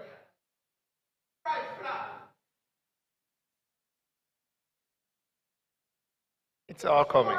It's all coming. Just swearing. This world is crumbling. And we have to take the personal accountability that nobody's going to save our families. Nobody's going to save our children. So as parents and those in church and so forth, sometimes you might have to be the parent to another child because the adult is incapable of doing it. The Bible says, train up a child in the way he should go, and when he's old, he won't depart from it. He won't depart from it. If we equip our children with the word and with the social skills and with the different skills to deal with problems and stresses and so forth and things, and for them to put their trust in God and still do what they can. Yes, some may fall through the cracks, but I believe a great number of them will be equipped to bring the gospel and to ultimately save as many persons on this planet as possible. Indeed, indeed. Thank you very much. And I like the spiritual component that we brought, gentleman brought to this conversation. In terms of everything, because if you think about the drug situation and the designer drugs that are being created almost by the minute or on the hour, things that are being more and more addictive. There are persons there outside who their job is to create addictive drugs to make persons addicted to them, okay? There are persons, that's their profession. That's what they do as their 9 to 5. They are creating drugs for our children to take. There are persons who their 9 to 5 is to create addictive games for our children to become addicted to. There are persons, their 9 to 5 is to create these reels that we will just sit on IG from morning, noon, and night, and that's all that we're doing. And anything to take our focus from God and spiritual things, that's the goal of the devil. That is what we're talking about here. Go ahead, Daniel. There's a point, a very important point you made. You made a few, some good points, but there's one I would like to touch. It's called adverse childhood experiences and how your past determines in many ways your present self. We are a product of our past. So most persons, based on what you have been through, especially in your childhood, although you have aged, you are still stuck in the past. So these are some conversations where we have to start talking about healing of self so that we may help our children heal, right? Because the reality, is this, is that many of us wear masks and we hide behind that mask. The thing about a mask is this, you wear it so long that you don't know where the mask ends and where you begin. So as you age, you realize that I feel fragmented. So some of our children, when we're talking to them, I say, boy, sir, I don't feel real. The children will cry out. So we have anxiety and depression and all sorts of different things. The Ministry of Health is doing fabulous because I know there's a program now in school where they're providing psychologists to go in there and help children. And about self-harming, because guess what? When you have children at home, please check their body. Because majority of them are not majority, some of them are cutting themselves in order to release the pain. It's like a pressure cooker. Yes, if you check your life, how do you deal with the stress in your life? If you don't know how to manage it, imagine our children. So we have a pressure cooker going on where they're going to explode if there's no vent in order to release that pressure. So they are literally cutting themselves. And these are what you can see on their hands, but most of them you need to check under their armpits or on their leg. So we have some problems. What we need to have the conversation because most of them are trying to self-regulate their emotions because they're not, it's like I can't feel, it's like I don't know how to feel. You know? I just want to underscore that point. The devil is out to steal souls. And if he allows us to destroy ourselves, our children to destroy themselves, he has achieved something. It came home to me a few months ago where I was part of a medical team covering this event over several days. And, there are lots of coughs and colds and that kind of stuff over the few days. But what struck me was that among this group of youngsters, church youngsters, there were 2 attempted suicides. And that just struck me. We're not talking about just a general population of young people. These children were exposed to church, the Adventist church. Our children have problems. Grave problems. And as parents, as caregivers, as church members, brothers and sisters, we have to be very vigilant and take a stock of our children because they have grave problems, they are self-medicating, they are self-harming, and we need to cauterize this problem before it's too late. I just want to provide two examples of the same suicidal issues that we're having with our young people. So in 2017, when we did there's a survey we do called the Global School-Based Health Survey. That survey looks at physical activity, dietary behaviors, violence, suicidal ideation, drug use, a whole lot of things. At that time in 2017, 1 in 4 of our adolescents between the ages of 13 to 17, 1 in 4, reported that they had considered suicide. 1 in 4. Yes, that was in 2017.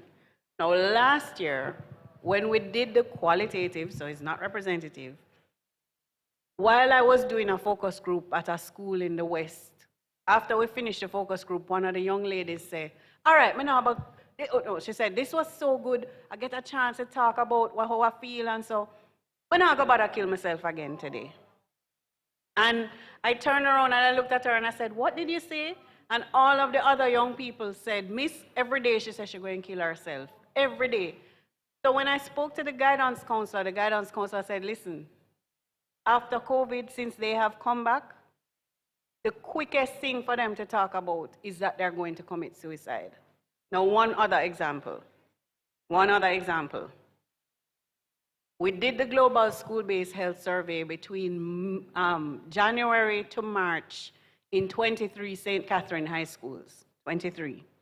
Remember, I tell you, it covers suicide as well. So we were in a classroom, a grade 7 classroom, and a young lady raised her hand, and I went to her, and she looked at me, and she pointed at the question that says, how many times have you attempted suicide in the past year? And she looked at me, and she said, suppose I can't count. And I said, maybe you don't understand what the question is asking. And she said, no, I cannot count how many times I tried to kill myself. When we went to the guidance counselor again to say, we couldn't identify the child, but we spoke about the fact that, these children are talking about suicide. She said, look here, the amount of them that every day they come to me, they show me that they're cutting themselves, they tell me that they're trying to kill themselves. We have a problem. They're crying out for help. They're crying out for help.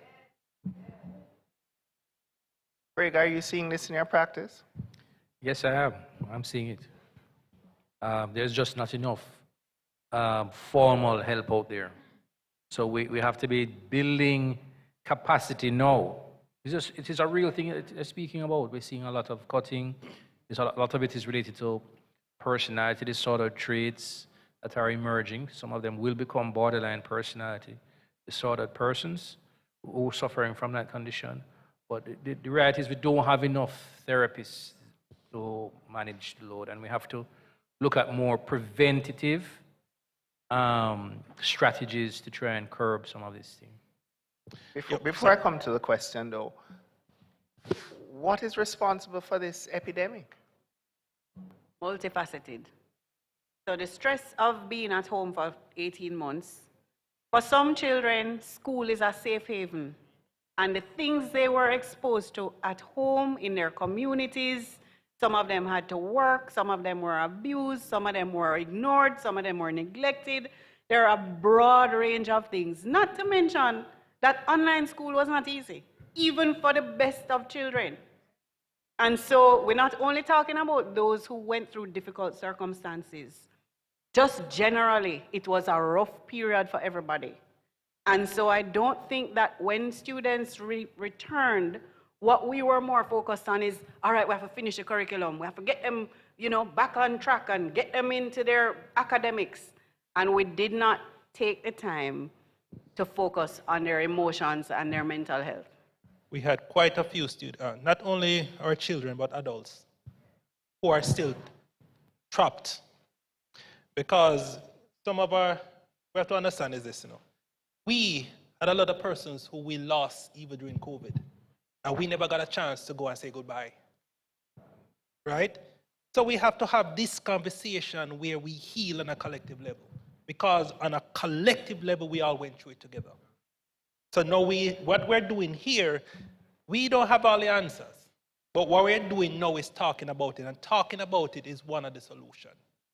We are putting it out there what says, let us heal from this? Listen, before I even start this conversation, I should have said, boy, this might even bring up in your own life some past memories, what we have repressed or suppressed, right? So we need to start talking about what is going on with us so that we may move from the past to learn how to live in the moment. Our problem is we don't know what it means to live in this moment. Most of us, the majority of the time, we spend our head. So we're always thinking about past events or maybe a link to depression. Looking towards the future, always maybe anxiety issues. Hardest thing is, so how do I live within this moment, the now? Once you feel safe enough, you start to live in this moment. The problem is we don't feel safe. Now, I think what we also have to understand is this. A lot of persons, we don't even understand what it means to connect to our body. Right? Because we not take care of this. This perfect thing what God gave us. We not take care of it because guess what? There is so much link between mental health and physical health. If the mind is not right, the body not good. If the body is not right, so we have to find the balance. So, we're trying to take it in stages. I know the ministry is doing the best what they can do, but when it comes to an entire nation and you only have a few persons, there is problem. So that is why we're looking, there is, you know what, yes. Okay, go ahead. Go ahead and ask your question or make your comment. Hi, good afternoon, everyone. Good afternoon. My name is Kadian Jones. So, a lot of what you guys have said, I would have had probably say experiences, not on a personal level, but during the course of my job, I would come across people who face with situations such as what you've been talking about.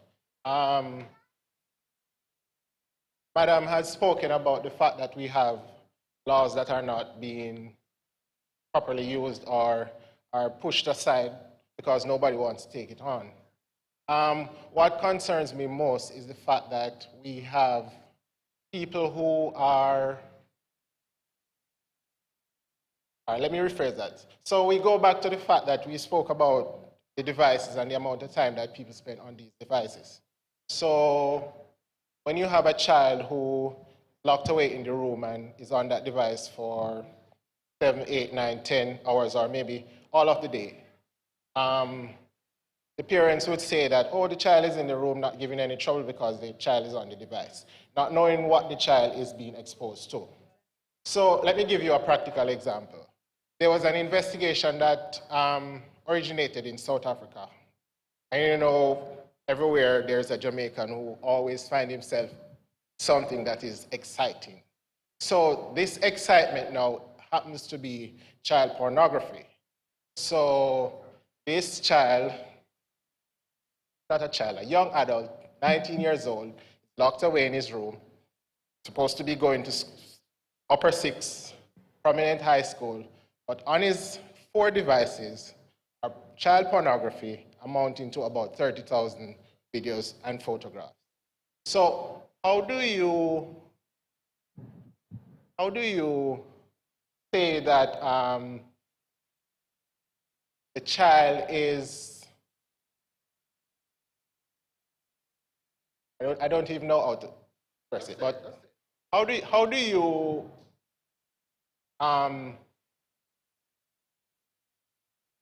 advise somebody who, say for example, the investigation now is here and the investigator now has to go through all of that information to traumatize himself? How do you encourage that person that, look, even though you're not per se consuming, right, this sort of behavior, how do you now encourage this person to look beyond what he or she has seen and to help this person to maybe find a better way of using his time or to get help in a certain way to deal with the situation that arose? All right, so you're talking about secondary trauma. Yeah. So basically, like you're reliving the entire incidents all over again. So you yourself are experiencing, not necessarily you, I'm just talking about the person. You are reliving in everything. So it's like as caregivers, when we sit down and we listen to persons who share their trauma with us, that trauma becomes a part of our lives. So we have to have a proper filter system within our own self to allow it to filter through, right? So I know we talk about self-care and how do you do self-care. That I would start to have the conversation. Like, do you have the person has a therapist or somebody where they can talk to, where you can help them just deal with a process, what they have seen. And before you go any further, the one thing I forgot to mention is that the person does not think that they have a problem. Psychological first aid. You know, when here's a disaster or impending disaster, it sounds like a disaster has occurred. The basics is to look, listen, and link. So you listen to you look and observe to see if there are any glaring issues that you can help with. You listen to the person to see where the problems are, if they're anxious, depressed, frightened. And then when you see these signs that they need help, then you pivot to linking them to care. If you're not the person providing the care, then you link them to the professional who's trained to provide that care without themselves being traumatized. My second question would happen to do with the issue of a drug situation wherein you're called to be the first responder in a situation where the child is proposing to do something either to himself or to the parents or to cause some form of trouble or issue here, there, or everywhere. And you're called to be the first responder. What advice would you give to that person in going to dealing with that situation? Same principle, psychological first aid. So you mean you don't want to do any harm. Do no harm to the person you're trying to help, and obviously you're trying not to harm yourself when you're providing this help. And while doing that, use the same principle. You're going to look, observe, you're going to listen carefully and attentively and carefully and empathetically, and then you link the person to, if you're the first responder, you should be trained to provide some basic psychological support, and if not, you are going to be linking them to the formally trained person. So you should know where the resources are in the community and link them to that appropriate resource. Okay, turning to some questions online, one person said, I've observed a number of young men in my community who are seemingly mad after taking some substances. Can they recover from this? The word mad is such a stigmatizing word. People use substances and they can become confused.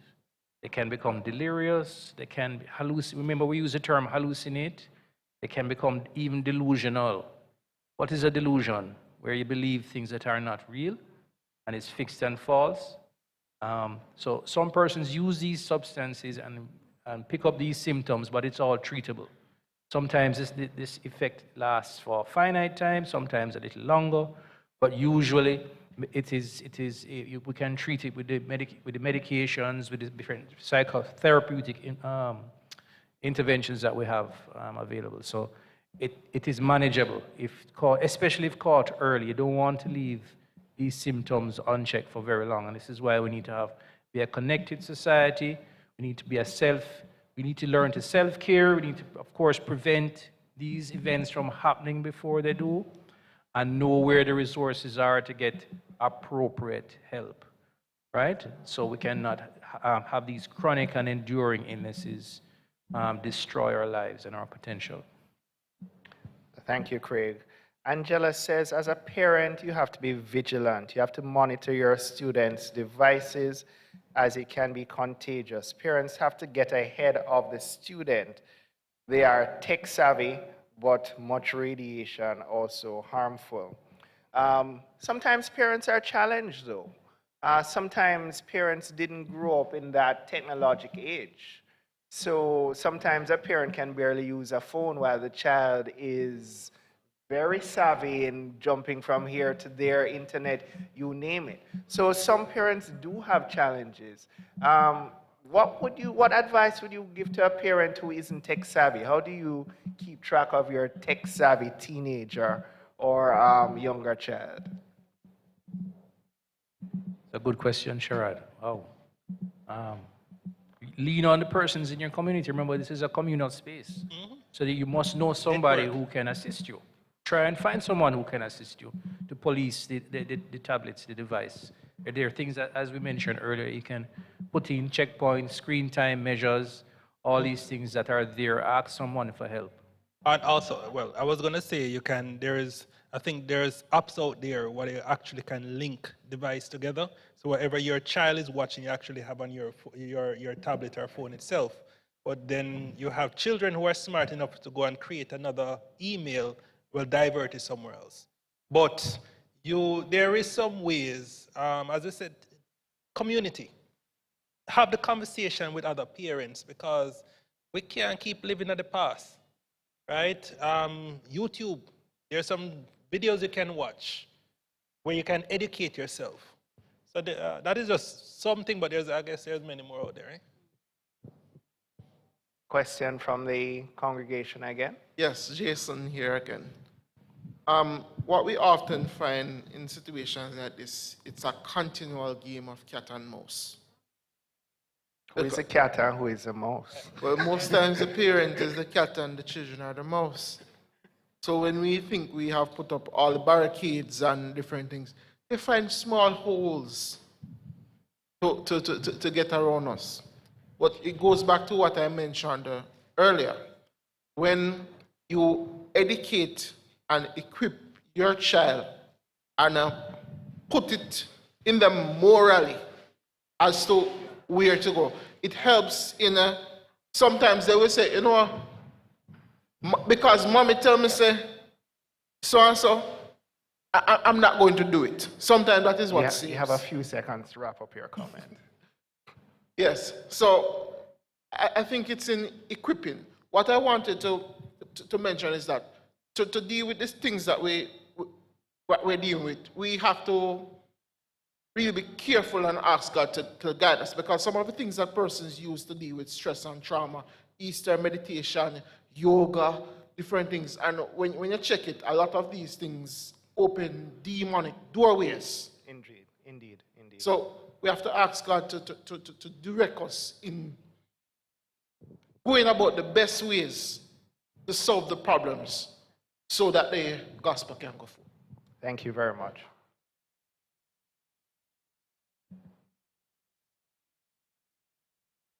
So this has been a very interesting program, and we're coming to the end shortly. I see Darius is at the mic. Darius, go ahead. Why I'm at the mic is that there are comments in the chat that they are saying that we need, just to make sure mention. So here in the chat, they said, moderate drinking is the school in which men prepare for the drunkard's career. Yes, we went through that. You move. So, talking about that, is it wrong for a kid to drink Smirnoff Ice and those little things? Is it something wrong?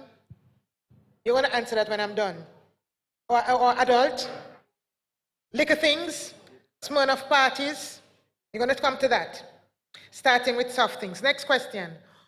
What do you do when you go home and meet your son emptying your water tank to sell it? What? Right. So Someone emptying the water tank to sell it. Maybe somebody on drugs. We're going to come back to the Smirnoff Ice after. But I'm just bringing up some points in the YouTube chat. How do you deal with a kid who is selling your gas tank to buy drugs? They basically empty the water tank at home, To store sell the water to get money to finance what they're finish. doing. How do you approach that? All right, that's addiction, right? So, Oh, Right. So, all right. So the child needs help. The child needs a specialist because that's addiction. And you see, when you become addicted to a substance, the most important thing is their substance. So not only some person will sell the water out of the water tank or the gas, we have many persons who sell themselves in order to support the addiction. When it goes to addiction, nothing else matters more than the substance itself. So what you to will do whatever. So first, that child know the reality. If it's a child, you can take that person to different Ministry of Health and different institutions, or can start the process of helping that person. However, if the person reach a particular age, it's a little bit difficult if the person doesn't want to come in for treatment themselves. So we have to understand that how counseling works is one of the not how it works, but one of the best way. If you want help, right? You can't help somebody who don't want help themselves. We can start the process. So you can't force help. It's more successful when the person wants it than when you impose it on them. Right. So there's a stage of change, right? And how we interact with different persons at different stage, what they might be on. I want to address the one about exposure at an early age. So exposure at an early age to Right. soft drinks. That Right, they're right, not right. the real To everything. alcohol. Let's And just we say to won't. alcohol. And I'm sorry if I called any brand, It's but okay. I apologize. It's all but right. to anything, the soft thing, the lights. Right. So what we know is that the earlier you expose a child to alcoholic beverages is the greater the risk that the child may go on to continuously drink it, may develop tolerance for it. What our studies show is that the average age of onset in Jamaica is 12 to 13. And majority of these 12 to 13-year-olds are exposed by their parents who say, take a sip. But that's Drink. nothing new, is it? It's not new. And Because the the question was, parents is and it wrong? grandparents used to do it ages ago. Does that make it okay? I'm not sure. What the studies also show is that 1 in 5 of those who start using at a particular age go on to be problematic users. You don't know if your child is one of the 5. And therefore, the encouragement is delay onset as late as possible, because especially when they start before age 15, the likelihood that they will continue is higher. Now, culturally, we start early. We show our children how to drink from they are yay high. Does that make it right? It does not make it right. What we're doing is increasing the likelihood that they might have issues later on. So you did indicate that a lot of times our children are introduced by the parents themselves. Okay. What about introduction to these things outside of the home? Do we have any idea as to how much of this does take place? Does it take place more in the home or outside the home, at school, at parties? Because you can't monitor your children 24/7, can you? Right. So in 2013, we did a survey called the National Secondary School Survey. This was, again, among children in grades 8 to 13. And what it showed is that alcoholic beverages were mostly consumed at social events and sporting events, while ganja was mostly consumed at their friends' homes and in the community. Now, does that tell you that they're not drinking at home? It doesn't say that. But the likelihood that they'll drink at social events, parties, and otherwise, even schools have complained that when they have sports day, there are children who will fill up them water bottle. And you think it's water in there, and it's not water. More than Heineken. But anyway, let's not call the names of them. Hard liquor. So we talk about beer, wine, hard liquor. They're drinking hard liquor. So what do? Keep our children at home No. and just send them to school and church and that's it? Prevention is the way we go. Prevention. Well, practically, what can parents do? Should we encourage parents to accompany their children, to chaperone their children at these events? It's not easy being a parent. You can control the things Well, you can try to control the things that happen under your roof. But once your child leaves the precincts of your home, you lose control. What can we as parents do practically? You see that thing about relationship building? From early, it is very, very powerful and very important. If you have a close relationship with your child, where you talk to them about not only drugs, you talk to them about life. You are honest with your child. You talk to them about sex. You talk to them about predators. You talk to them about things that are not easy to talk about. A lot of us parents, we do not even want to even go near those topics. And so after the horse has gone through the gate, that is when we want to, pardon? And bolted. And bolted. That is when we want to start to say, you know you mustn't do this and you know you mustn't do that. And at that time, they're not listening to you. But if you have a close relationship with your child and you talk to them from a very early age, the likelihood that they're going to come home, can I just give you an example? I have adult children. And both of my daughters went to university abroad. And one of them called home when she went. She was way up in Maine, way up at the top of the US. And she said, Mommy, look at this. And she sent me a picture of a big bag of ganja that she had never seen before while she was living in Jamaica. She never saw ganja. But she went up there and saw it and said, oh my God, she was a resident assistant. And she said, oh my God, Mommy, look at this. And so, but the point I want to make is, if I didn't have a close relationship with her, she would not show me what all of these people are doing. They would tell me about the young people who were drinking themselves to sickness. So I just want to say that to say, strong relationships, good relationships are protective for many things. Protective for drug use, protective for risky sexual behavior, protective for, reckless behavior. We have to start getting closer to our children. I think that's a very important point, extremely important. Mrs. Giles? Bring the mic a little closer to your mouth because we can't hear. Project. Are you hearing me? Okay, Loud and all clear. right. Okay, thank you. Yes, so very interesting and timely discussion, I would say, and I, really endorse, just about everything that you have been saying there. And much has been said about self-care and about being preventive. Could you share with us some practical tips as to what kind of self-care could we advise, whether young persons or parents or caregivers? Practically, what can we do when we talk about self-care? I'll give an example of how my self-care, based on what I do, is a very stressful job. And I experience a lot of what I call secondary trauma now. So for me, I am no good to my family if I'm no good to me. Like I do a lot of, this is just one tip, I do a lot of gardening.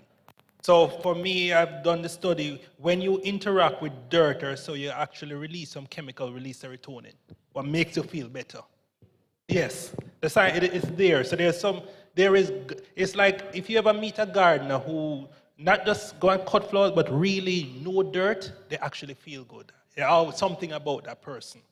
So for me, I'm a gardener that helps me a lot. So if I'm no good to my family, to myself, I'm no good to my family. So it starts with me.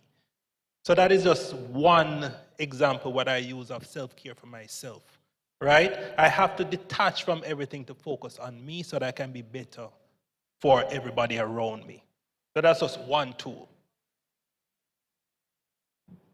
So there are lots of strategies that, especially post-COVID, that we had to be doing: exercise, meditating, engaging in games, talking with loved ones, with friends, praying. There's a whole host of things that you can do. Nature walks. Just hearing take water breaks, actually getting relax enough the brain. sleep. Just getting proper sleep. Many times when us doctors take a vacation, lots of the doctors do. They go and do more work somewhere else. That's true, that's true. So we need to learn to take breaks. So, self-care is very important. So thank you for that question. Thank you. Jason has a comment. Go ahead, Jason. Okay, so you know about conversion theory, right? Conversion theory? Yeah, the battle against conversion theory. Now, the UN is about to decriminalize pedophilia, which goes in line with what the gentleman spoke about earlier with the 19-year-old that has the stockpile of child pornography. So, in light of those and what we see is happening with the LGBT community, how, as Christians, are we going to equip our families and other relevant individuals to deal with the coming crisis ahead? Because guess what? If we don't touch it, many souls are going to get lost and we are going to be held accountable for it. So how, let's give a few steps, how we could deal with the coming crisis. Jason, I think that's a program on its own, to be honest. That is a program on its own, but something that needs to be addressed. You had a comment there, Brother Murray? No. Okay. So this evening, we were really focusing on things that hijack our health.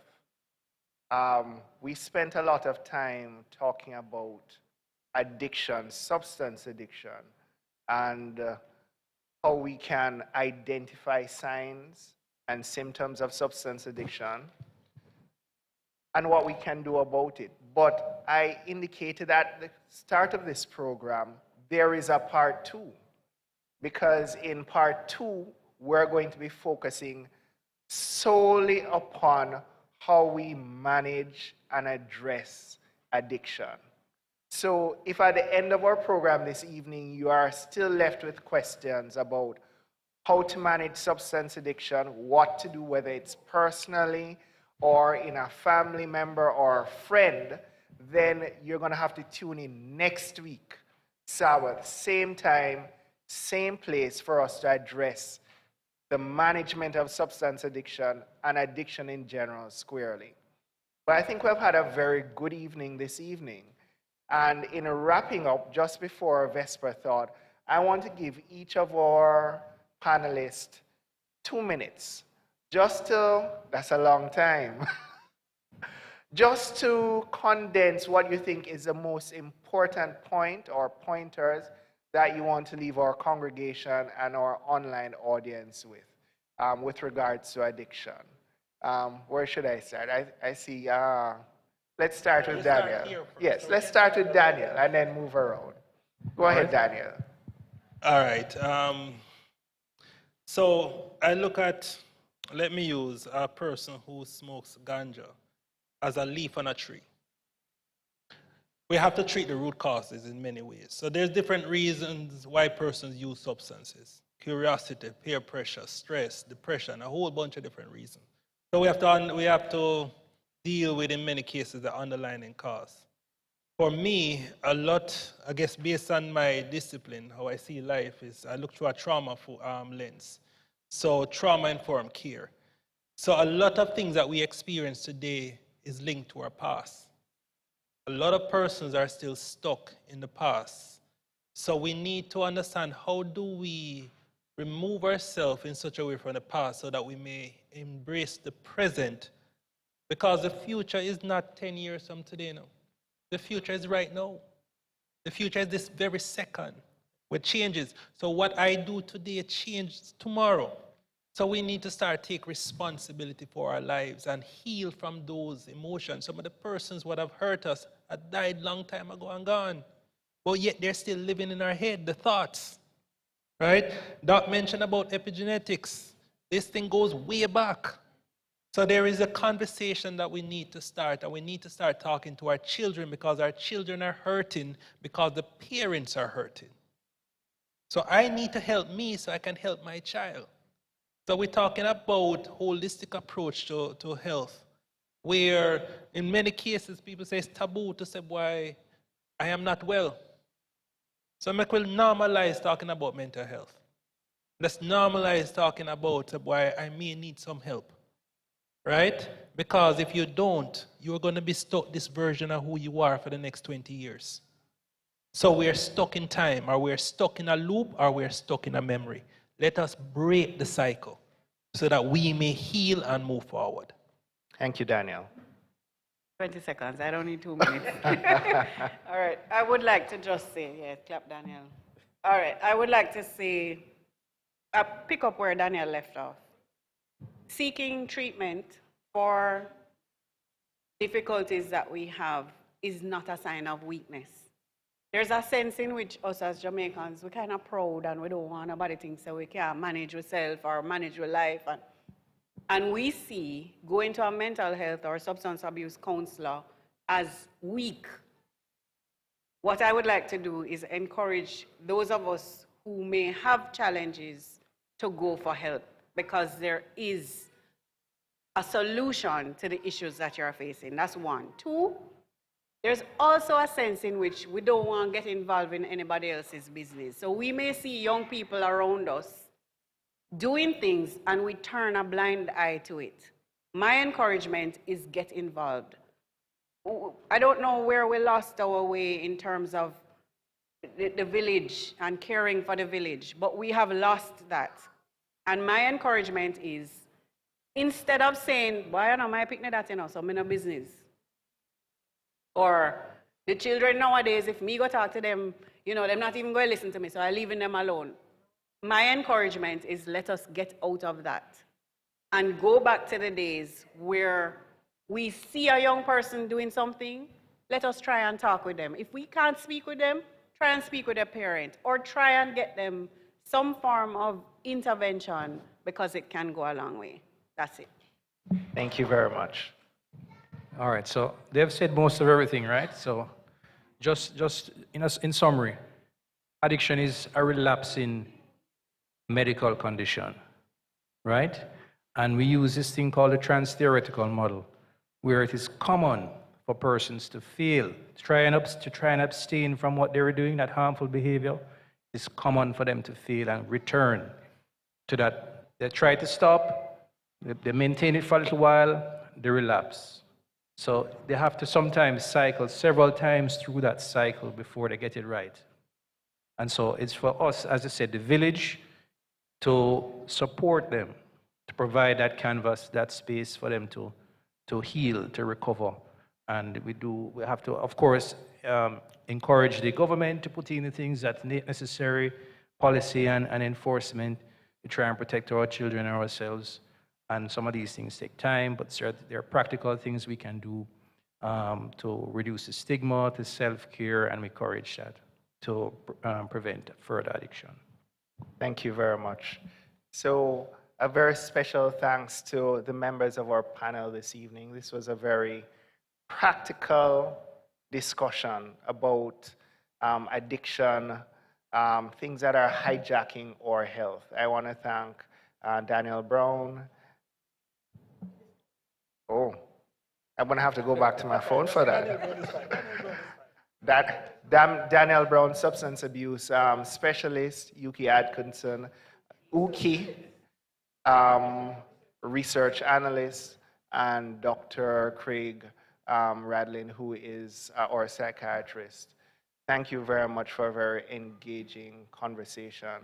I think the information that has been disseminated this afternoon has been very useful. I have learned, and I'm sure persons sitting among us and tuning in online have also received a lot of important information, which I think goes a long way in terms of addressing some of the problems of addiction and substance abuse that we have in our communities. We have more, but at this point in time, we are going to turn over to Sister Pottinger Giles, who is going to lead us through Vespers, and then we will wrap up after the Vesper thought. Sister Giles. Give them another clap again, please.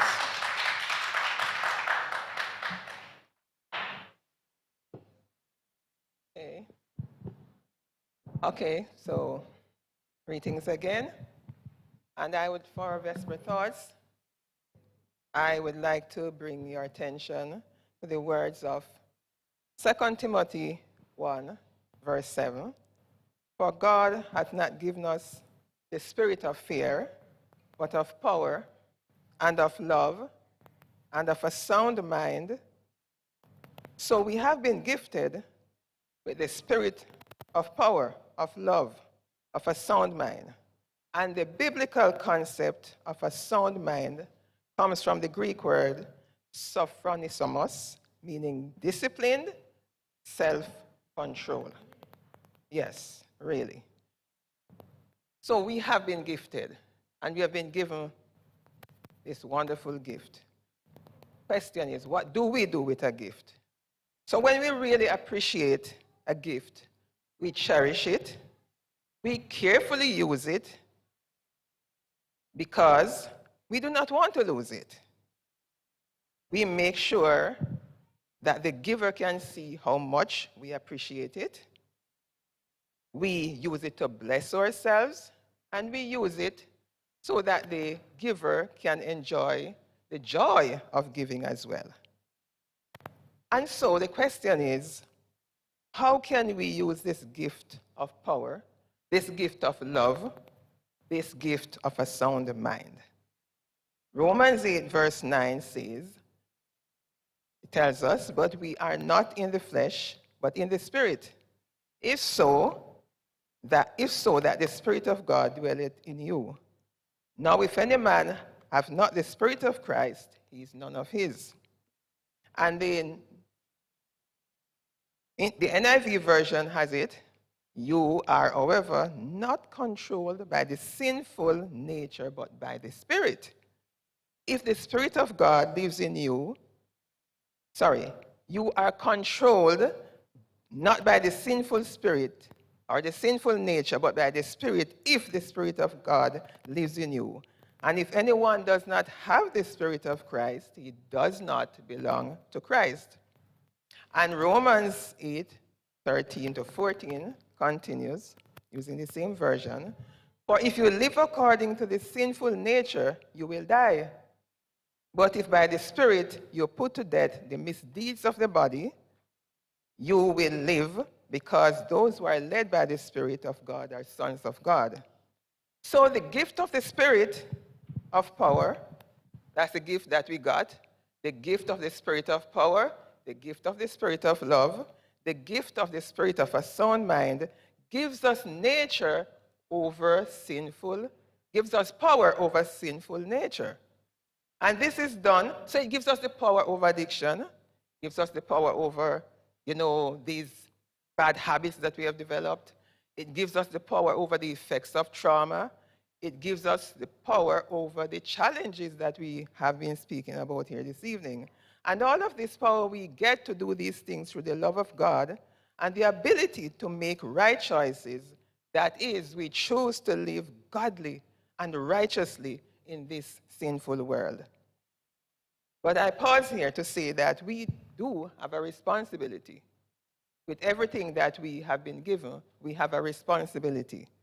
And so, in Patriarchs and Prophets, page 461, it tells us we have a work to do to resist temptation. Those who would not fall prey to Satan's devices must guard well the avenues of the soul. They must avoid reading, seeing, or hearing that which will suggest impure thoughts.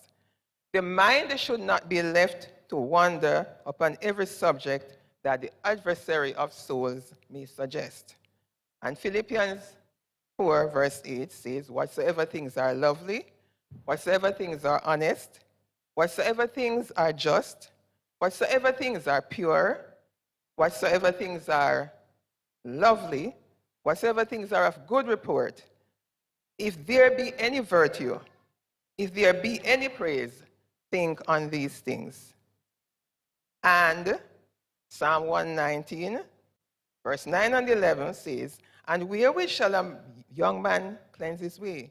By taking heed thereto according to thy word. Thy word have I hid in my heart, that I might not sin against thee.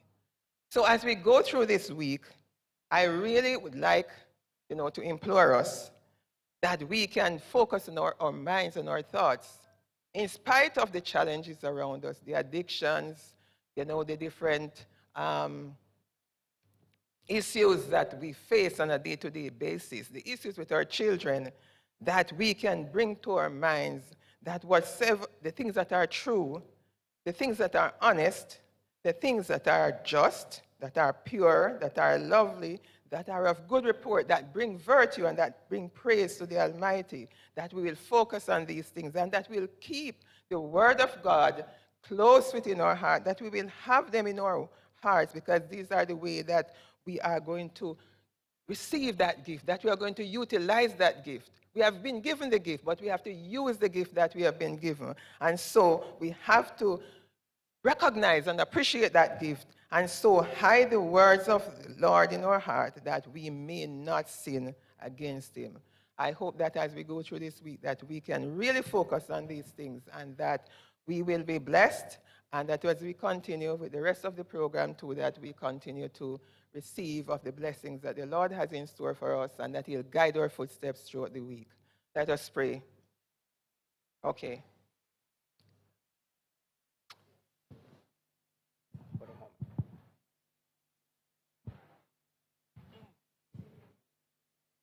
Okay, I'm hearing that I should just go to Savior, breathe, and evening blessing.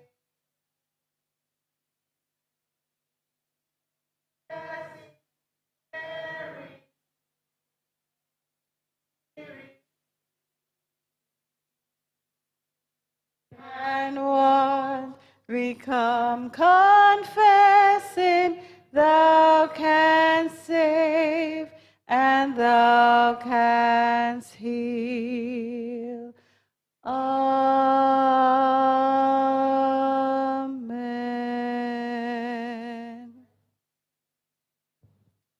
Oh, dear Father, we thank you, dear Lord, that you are our God. We thank you that you are the giver of all good gifts. Dear Lord, as we bow before you now, we pray, dear Lord, that you will just come divinely near unto us. We pray, dear Lord, that you will help, that we will recognize your love and your goodness towards us.